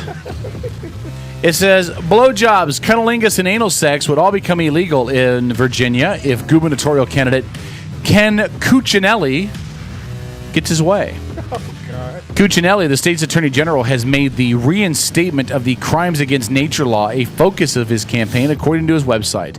The law, struck down as unconstitutional by the Supreme Court in 2003, states, quote, If any person carnally knows in any manner. Carnally. I like it. Oh, God, really? If any person carnally knows in any manner any brute animal, or carnally knows any male or female person by the anus, or by or with the mouth, or voluntarily submits to such carnal knowledge, he or she shall be guilty of a Class 6 felony. Class 6. While that includes everyone, gay or straight, young or old, married or single. Here's your $10 ticket. While that includes everyone, gay or straight, young or old, married or single, Cuccinelli insists it's all about the kids. His site names 90 child molesters prosecuted under the law. But according to the Washington Post, he voted against a 2004 measure to amend the law so that it would no longer apply to consulting adults because, quote, homosexual acts are wrong. Now, the clip I'm going to play is from MoveOn.org, which is actually reposting from Current TV. Now, listen. Let's be fair about one thing here. Yes. Okay. Whether you agree or disagree with what he's saying, it's his opinion. His opinion probably comes from a religious bias towards those subjects. And you may say, in a political front, the guy's an idiot. He's wrong. He's ignorant. Blah blah blah. Yes, he is. But again, it doesn't matter. It's his opinion, and he has to suffer the consequences of stating that opinion in a public forum when he's up for election. And that's fine as well. But don't bash him for his opinion because he's allowed to have his opinion. He can have his opinion. However, I find it funny, Paul, that you would stick up for a guy who's trying to legislate what two consenting adults can do in their bedroom. It's not about whether or none not of the governor. It's none of the government's whether I agree or business. disagree with whether or not he's trying to legislate it or not. If you and your wife want to engage in oral sex, you're not accurately talking about what I'm talking about here. Okay. What I'm saying is that it doesn't matter whether you agree or disagree with what he's trying to legislate. What I'm talking about is his belief system. And wouldn't you rather have an individual in office that you could then impeach, for example, or you can come out and say, dude, you're a fucking idiot. You're a moron. What you are saying is completely wrong and it goes against everything that I believe in. You need to get out. Or would you rather have a guy that tells you what he thinks you want to hear? This guy's at least, and I'm not trying to. No, I agree with you. At least he's being honest. Yeah. You know where he stands on the issue. Okay, that's all I'm saying. Sure, I would agree with that. It would lead me to believe that. Okay, first off, I'm sorry. I'm finding it hard to keep a straight face. Listen to the guy. You want to make illegal what consenting adults are doing in their own bedroom. Yeah. And I understand it may be his opinion, but when you take your opinion, you want to try to enact it into a law, then it becomes a little bit more than your opinion. And on top of this is a conservative, and we hear all the time about how Republicans, conservatives want less regulation of business, less regulation of all of this. Oh, except in the bedroom, we want to have a say. We it's wanna have a again, say. and this is this guy, and he says it's all about the kids. But in 2004, they wanted to amend it so it wouldn't apply to anything but kids. And he said, no, I don't want the amendment because homosexuality is wrong. So, the video clip I'm going to play. This is John Fugelsang. You can catch him on CNN. You can catch him on Current TV. This is basically his take on everything about the Cooch, Ken Cuccinelli. Okay, and I'm sorry. That's the nickname he gives him, the Cooch. This is immensely funny, and it's a very interesting take. So, Strip, whenever you're ready to play this, this is John Fugelsang on Current TV. The link we're playing this from is from MoveOn.org. So I spent the weekend in my mom's home state of Virginia. I had a funeral to go to, and while that was very sad, I had a chance to catch up with my family. And that's how I realized I haven't been spending enough time following the heroic political adventures of Virginia State Attorney General and Republican nominee for governor Ken Cuccinelli. Because I thought this November 5th was just going to be another gubernatorial election in Virginia, which tends to elect their fair share of goobers. But I was wrong. You see, thanks to A.G. Cuccinelli's plan to bring back the state's crimes against nature law, this election day will be Sodomy Tuesday. Now, the word sodomy commonly, my friends, refers to a disgusting, unholy, nasty, vile act engaged in by gay men with gay men or by straight men with amazing, wonderful, spectacular, understanding, incredibly cool women. But the term itself has had broad historical reach and generally has been used in American laws to ban any kind of sexual activity that isn't heterosexual missionary position. And as you know, sodomy laws have often been used mainly to persecute gay people. Well, last month, the Cooch filed an appeal with the U.S. Supreme Court asking them to uphold Virginia's anti-sodomy law, which made both oral and anal sex between consenting adults, gay and straight, Class 6 felonies, and had been struck down this year by the U.S. Court of Appeals due to that 2003 Supreme Court ruling in Lawrence versus Texas, which killed anti-sodomy laws across the country. Go Ruth Bader Ginsburg. But Ken Cuccinelli really doesn't like anal and oral sex. In fact, he finds the whole concept a little hard to swallow. And nothing, my friends, is going to keep this man down. See, it turns out he's only trying to ban these activities between consenting adults to protect the children. You see, the Cooch has a new website. It's called vachildpredators.com, and on it he says only by reinstating the old crimes against nature law can Virginia prosecute people who sexually abuse children. Well, that and all the laws they already have on the books against child rape, because child rape is, as you know, already illegal. But the site says 90 sexual predators might come off the sex offenders registry if we don't ban oral and anal sex for everyone. Doesn't say how this could happen, but it sounds scary, and that's good enough for me. Now, I know what you're thinking. Hey, doesn't this mean that any adult, gay or straight, consensually enjoying either of those two acts or trying to enjoy them will now officially be sex offenders in the eyes of Virginia law? Isn't this just another Republican who won't ever regulate big corporations but tries to regulate your bedroom? Well, the Cooch says this unnecessary, unconstitutional law wouldn't be enforced against consenting adults, but this same man in 2004 killed simple legislation that would have only made the law apply to prostitution, public sex, and rapists because he said then he objected to oral and anal sex on principle. Well, I went to public school, so I object doing those things on principles too. So all I can say is, bravo, Kenny Cooch. Finally, a politician who knows how to make the GOP relevant again. And if you're trying to appeal to freedom and liberty-loving American voters, banning oral sex is a brilliant way to get ahead. I, for one, applaud you, Ken Cuccinelli. I look forward to your anti-sodomy drones monitoring the good folks of Virginia for any private sexual acts that could endanger the safety of children they will never meet. For far too long, millions of heterosexual adults have been trapped in living nightmares of sexually dynamic, deeply fulfilling, and totally awesome marriages. This must be stopped. The Centers for Disease Control find nearly 82% of men and 80% of women aged 15 to 44 admit to having experienced the tyranny that is oral pleasure. These sexually active adults are on a danger train, and Ken Cuccinelli is demanding that they all get off.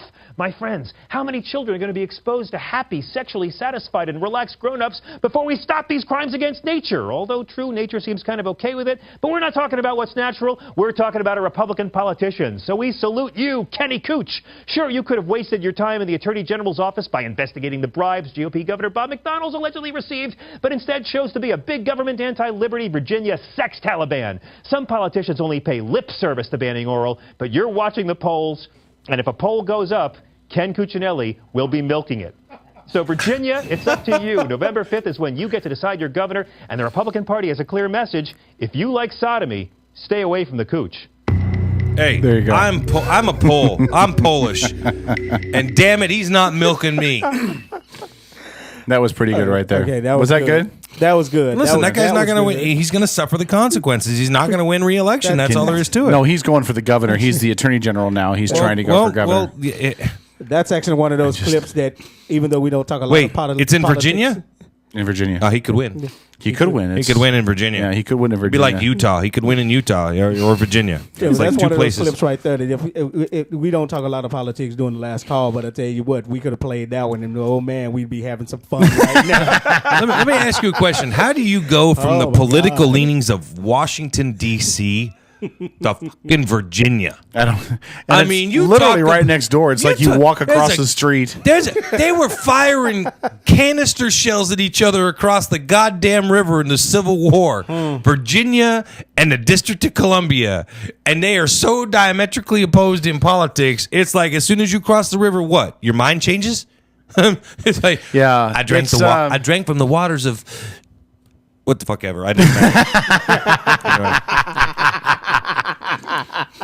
You know, it is pretty weird that they are so different between the two, but they're literally like next to each other. It's like putting, I don't know, Montana next to California. It's like, you'd think there'd be some goddamn crossover. No, but isn't it the same way in Washington, though? Like the minute you cross the pass... No, like the minute you cross the pass into eastern Washington, it's like they suddenly all become Republicans. There's a fucking mountain range, not a I'm just telling river. you. You can skip a stone across the river. You can't skip over that mountain range. You got to get off your ass and drive through it, man. Or something. That mountain range amounts to quite a separation. That's all I'm saying, That's all right? true. Really That's does. True. If you stop in some of them small towns, you don't get no politics. You get Bigfoot and gold. All right, so you have something about And the IRS? I don't stop in small towns. You have something else He's about like, the IRS? I'm a black man. I don't stop in a place like Leavenworth. I don't stop in small towns. Sounds No. too much like a prison. Small town, a lot of white people. Keep driving. Yeah. Like he's like, it reminds me of Eddie Murphy when he did the bit on, was it Raw or was it the one after Raw, when he talks about the Poltergeist movie and he's like, oh yeah, and he walks into the house with the wife and beautiful house. Too bad we can't stay there. Beautiful house, honey, look, great neighborhood in here. Get out! Oh, too bad we can't be staying. Too bad we can't stay, babe. No. There are some towns that I've stopped and they was like, you're just passing through, right? Again, back to the time when Jeremy and I decided, hey, let's go to Leavenworth. Yeah, what for? Oktoberfest. Jeremy's like, great, let's go. A lot of beer. Right on, let's go. We get there, he's like, fuck me, we're leaving now. Right now. The guys are wearing lederhosen. Lederhosen. Oktoberfest, that's German. We're going. All right. So anyway, no, you know what he was like? He was like, thank God I'm not Jew. Not right. Not all right. Get into your story. Last story here. We got about 10 minutes left. Caleb, can you make my computer out? I'm just going to play the audio. He's and I'm not going to play the video. Really? You're not going to play anything. Tro, do you know how to unmute his laptop? Are the laptops hooked up? Because I thought after last week they weren't. Let me go out and see what buttons I can mess up. Hey, if you're our local neighborhood psychic and you want to call in and tell me I should have known that Caleb wasn't in the other room because there's a big plexiglass window between us, you feel free. Yeah, the downside is they're going to have to reposition that whole setup down about 2 feet so we can see everybody. We're not putting in a new plexiglass window, okay, brother? Is it? No, I mean move the computer setup down. Is it bad that the first thing I thought when Trojo went in there to look at the board is that I hope that we still have stuff in there that he didn't steal after he's done?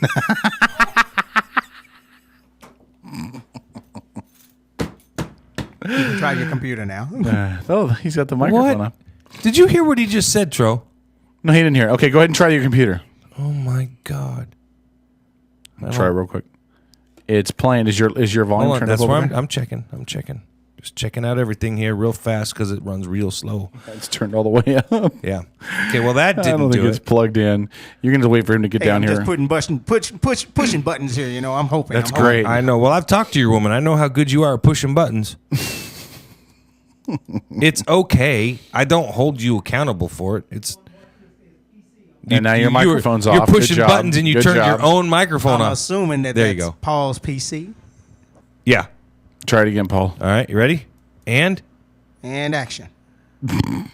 Is that Lou Dobbs? He's still alive? That is Lou Dobbs. I thought he was done. Well, no. Tro, would you go find the Sir Strip-a-Lot? Here's let me see. I'll just pull up an article and read it then. This essentially is now there was testimony last week where let's see let's go off this one. The head of the IRS and I'll pull up his name here in a minute. Danny Werfel. Not to be confused with the former Heisman winning quarterback from Florida. Yeah. Who actually looks just as young.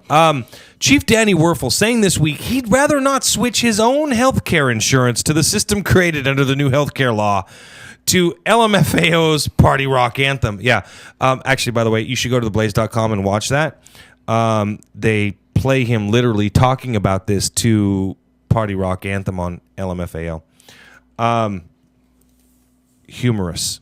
I don't know why. Look at this page is just bouncing all around. Yeah. Listen, and if you know, here's the thing. If you knew how hard Caleb works to technologically keep us in good shape, you'd understand why this is so funny.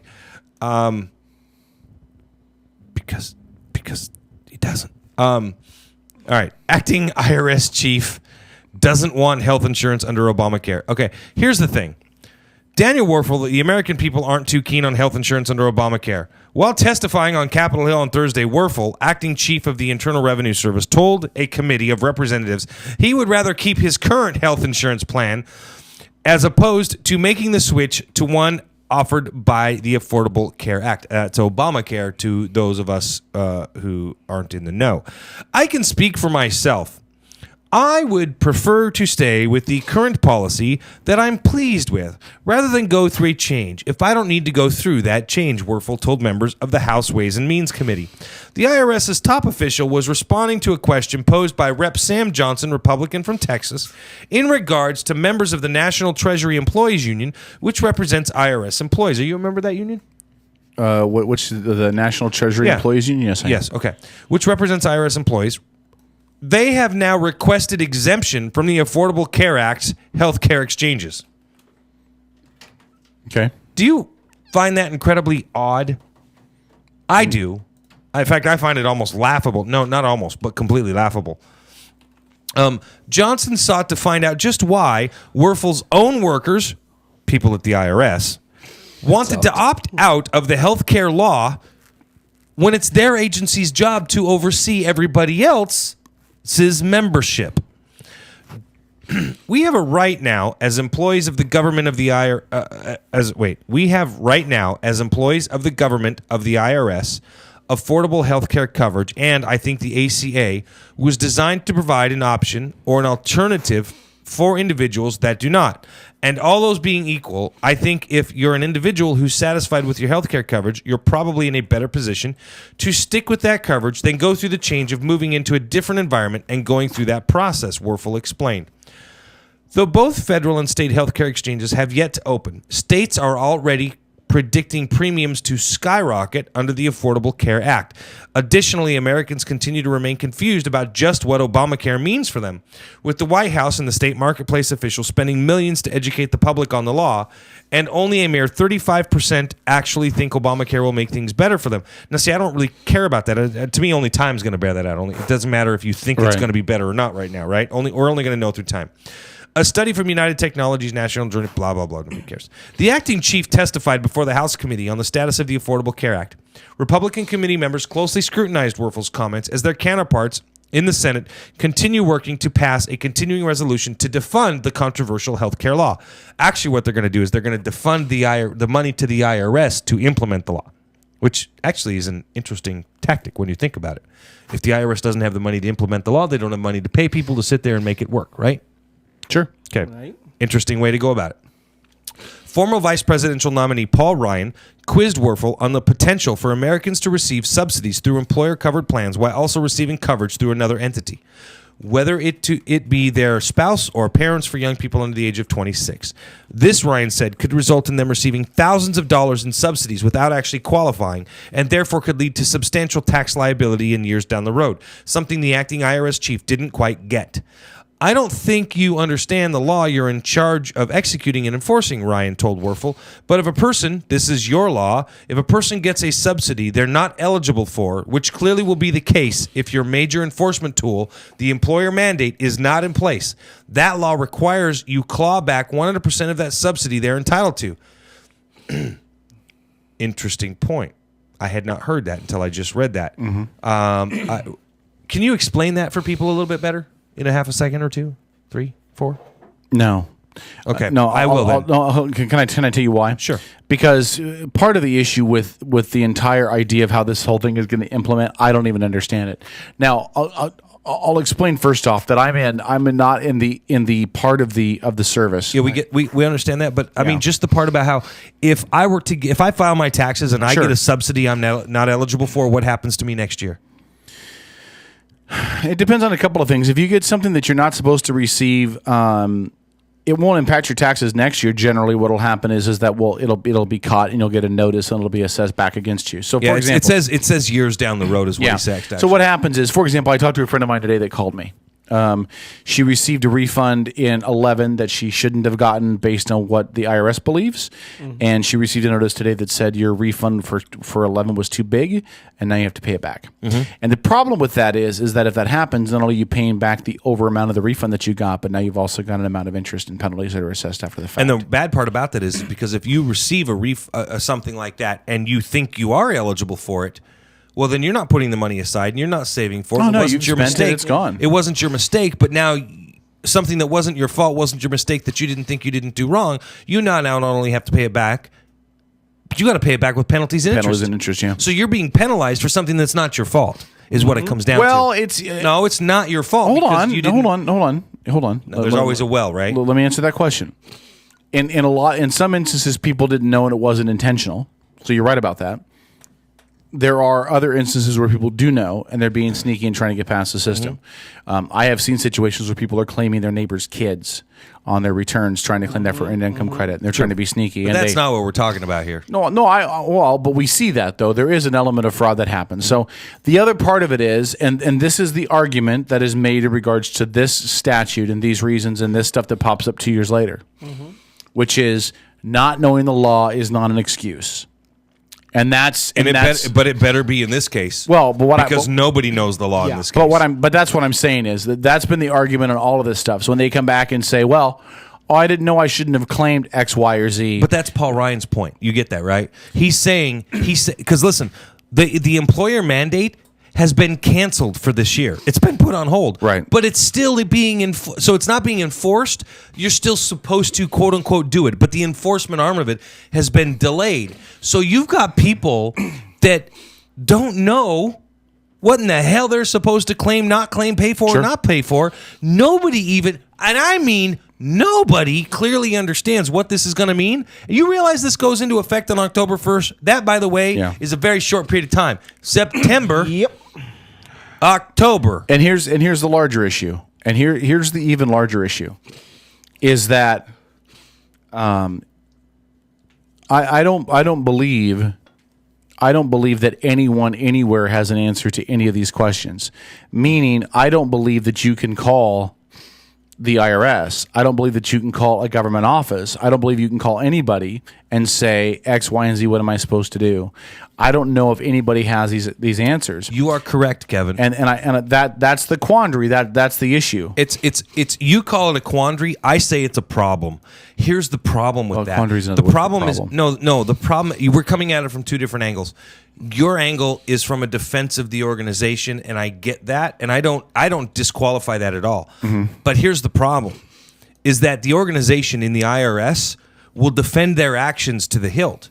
Right. They will do whatever they have to do you'll pay. You're going to pay the IRS one way or another. Here's the problem. Nobody knows what they're supposed to do. And the way the system is being set up right now, people are going to unjustifiably be paying for stuff or for getting these subsidies that they weren't supposed to, which means people are going to, unbeknownst to themselves, be signing up and be getting these subsidies that in 2 or 3 or 4 years down the road, they're going to end up paying a whole lot of money back, a whole lot in interest, and a whole lot in penalties for stuff they never should have had to pay for in the first place if it had all been set up right to begin with. And the IRS, I guarantee you, the IRS will collect from you. And that in and of itself is the problem. And that's where Paul Ryan was going out with Mr. Werfel. Let me say two things. Yeah. The first thing you have to remember is that the IRS does not set the policy. We've been through that, and I submit to you, I don't find that as an excuse. No, I'm not making the excuse. I'm just saying the IRS doesn't set the policy. The IRS is just the enforcement arm of the policy. So the first thing you have to do is you have to figure out what is the official policy going to be. And to go to the IRS and say what's the official policy is going to get you nowhere. But they don't have. That's the point. They don't have an official policy. That's my point. That's my point. So to go back to the IRS and say, how are you going to enforce this? The IRS probably doesn't know because there isn't an official policy. So you've got to go back to the White House. You have to go back to the Senate and the House and figure out what is the official policy that is going to be and how you can enforce it. That's not going to happen in 60 days. But the other half of that is, if there isn't an official policy, then I cannot imagine that the IRS can enforce anything because there's nothing to enforce. It's like saying murder's against the law, but we haven't defined what murder is or what the punishment's going to be. We can't really enforce it. The second thing I will say is I cannot imagine that with all of the up in the air to this, that there isn't going to be a loophole that is going to. Again, I don't know. I don't know. But again, I would just think that the government has to have an out. Money. They've got to have an out. There's also always some type of loophole in there, some way, somewhere, somehow. So there's got to be one somewhere. I mean, and now we're getting to our loophole in that this is crazy though. I mean, what if we can't go to the IRS and ask questions and nobody knows? Like my sister, she does tax returns every year for a living. It's her job. How is she going to be able to do it? She listen. I guarantee you, from October to April of next year is going to be the most confusing time in the history of America when it comes to taxes. Yep. It just will be, and there's nothing we can do about that at this point in time. It's the law of the land. But and I know we're up against the top of the hour, but can I ask a question? Is our, and it'll sound like I'm picking on conservatives again, and in a way I am. But at what point do we have to ask the government to move forward and start deciding some of these things? You know, the House of Representatives, since Obamacare passed, has voted 49. I thought it was 40. 49 times. 49 times to overturn Obamacare. And part of the reason they've been trying to do that is because of a lack of oversight, a lack of understanding. I don't dispute that. I totally agree. And I told you before that I'm in favor of them overturning it to either get a different program in place or something. But the problem is that I know, they know, the world knows that even if they can get it passed out of the House, it is not going to clear the Senate because the Senate's not going to pass it. So at what point do they say we've done this 48 times? Okay, again, you are focusing. When do we stop sequestration? When do we fix the budget? When do we fix all these other things that are plaguing us? When do we fix the budgetary problems? When do we fix all this other stuff instead of leaving all these things that are open? You know, we still haven't fixed the budget going forward. I get that, but honestly, by asking those questions, you sound like you're whining. And I'm not saying that to disparage you, but let's focus on the real issue here. They've spent millions of dollars to quote unquote educate the public on the law. Do you know one thing about Obamacare? One thing. Do you know anything about Obamacare? If they've spent millions of dollars to educate you and me on what we're supposed to do by October 1st, name me one thing. Does anybody here in this studio, any single one of you, does anybody here know one thing? Have you seen a commercial? Have you been handed a pamphlet? Have you heard somebody on the radio? Have you seen somebody on TV? Have you seen or heard anybody tell you who to call, where to call, what to go, where to go register? Nothing. You've heard nothing because there ain't shit. No, I agree with that, but here's the problem.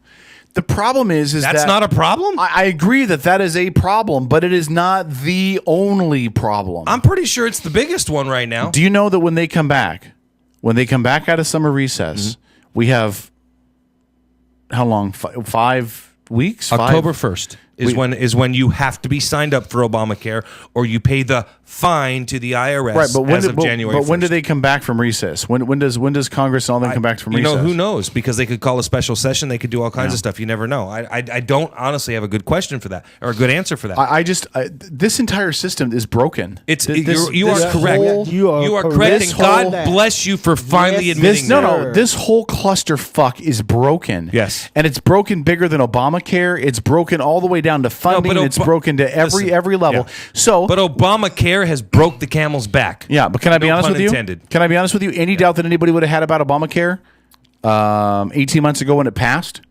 Any doubt that any of you would have had about it, and any doubt that you guys would have thought this was a good idea? This is my personal opinion. I do not speak for the agency. Any doubt that you guys had this was a good idea, that you thought the government could pull this off, that you thought that the bureaucrats in D.C. could put something together that was going to work for the greater benefit of America and Americans and working people and the people that needed insurance coverage and how everything was supposed to play out, and you thought that they could put it together? Guess what? You're fucking wrong. Okay? You're wrong, and this illustrates it. The fact that the government can't pass a budget, the fact that we are now literally less than 2 months away from the next fiscal year, and another year of furloughs, and another year of government shutdown, and another year where we're right up against I'm fucking talking over here, and another year of being right up against the debt limit. I know. It's broke. Throw the whole shitter out. Obamacare out. Call your Santa can man and have him come pick up the porta potty, man. The whole shitter's broke. The budget's out. Everything out. Start over from scratch. Eat your corn on the cob. I'm actually agreeing with you on shit, and you're making fun of me. And That's I'm okay. not. No. Let's go to break. It's okay. We'll go to top let's of the go to break. And it's we'll all right. come I was back. agreeing with you. I'm never going to agree with conservative fuckers again, because when I do, they are so busy trying to sound like a hick from Belfair, they miss the fact that I... Did I sound like I was from Belfair? I was Let's trying. go out the whole shitter. Hey, Hoss, let's throw out the shitter and go fuck us a pig. Hey, fucking idiot. You can't say that until the last call. It's after 10. I can say whatever the fuck I want to. Last call coming up next. I got an idea. Let's go plow us a pig from behind. Woohoo! Last call after I'm this a Republican. Woohoo! Damn. Damn it. Way to go, Cletus. Hey, last call is next. The Outlaw Radio. From NPR News in Washington, I'm Jim Hawk. Nearly 24 U.S. embassies and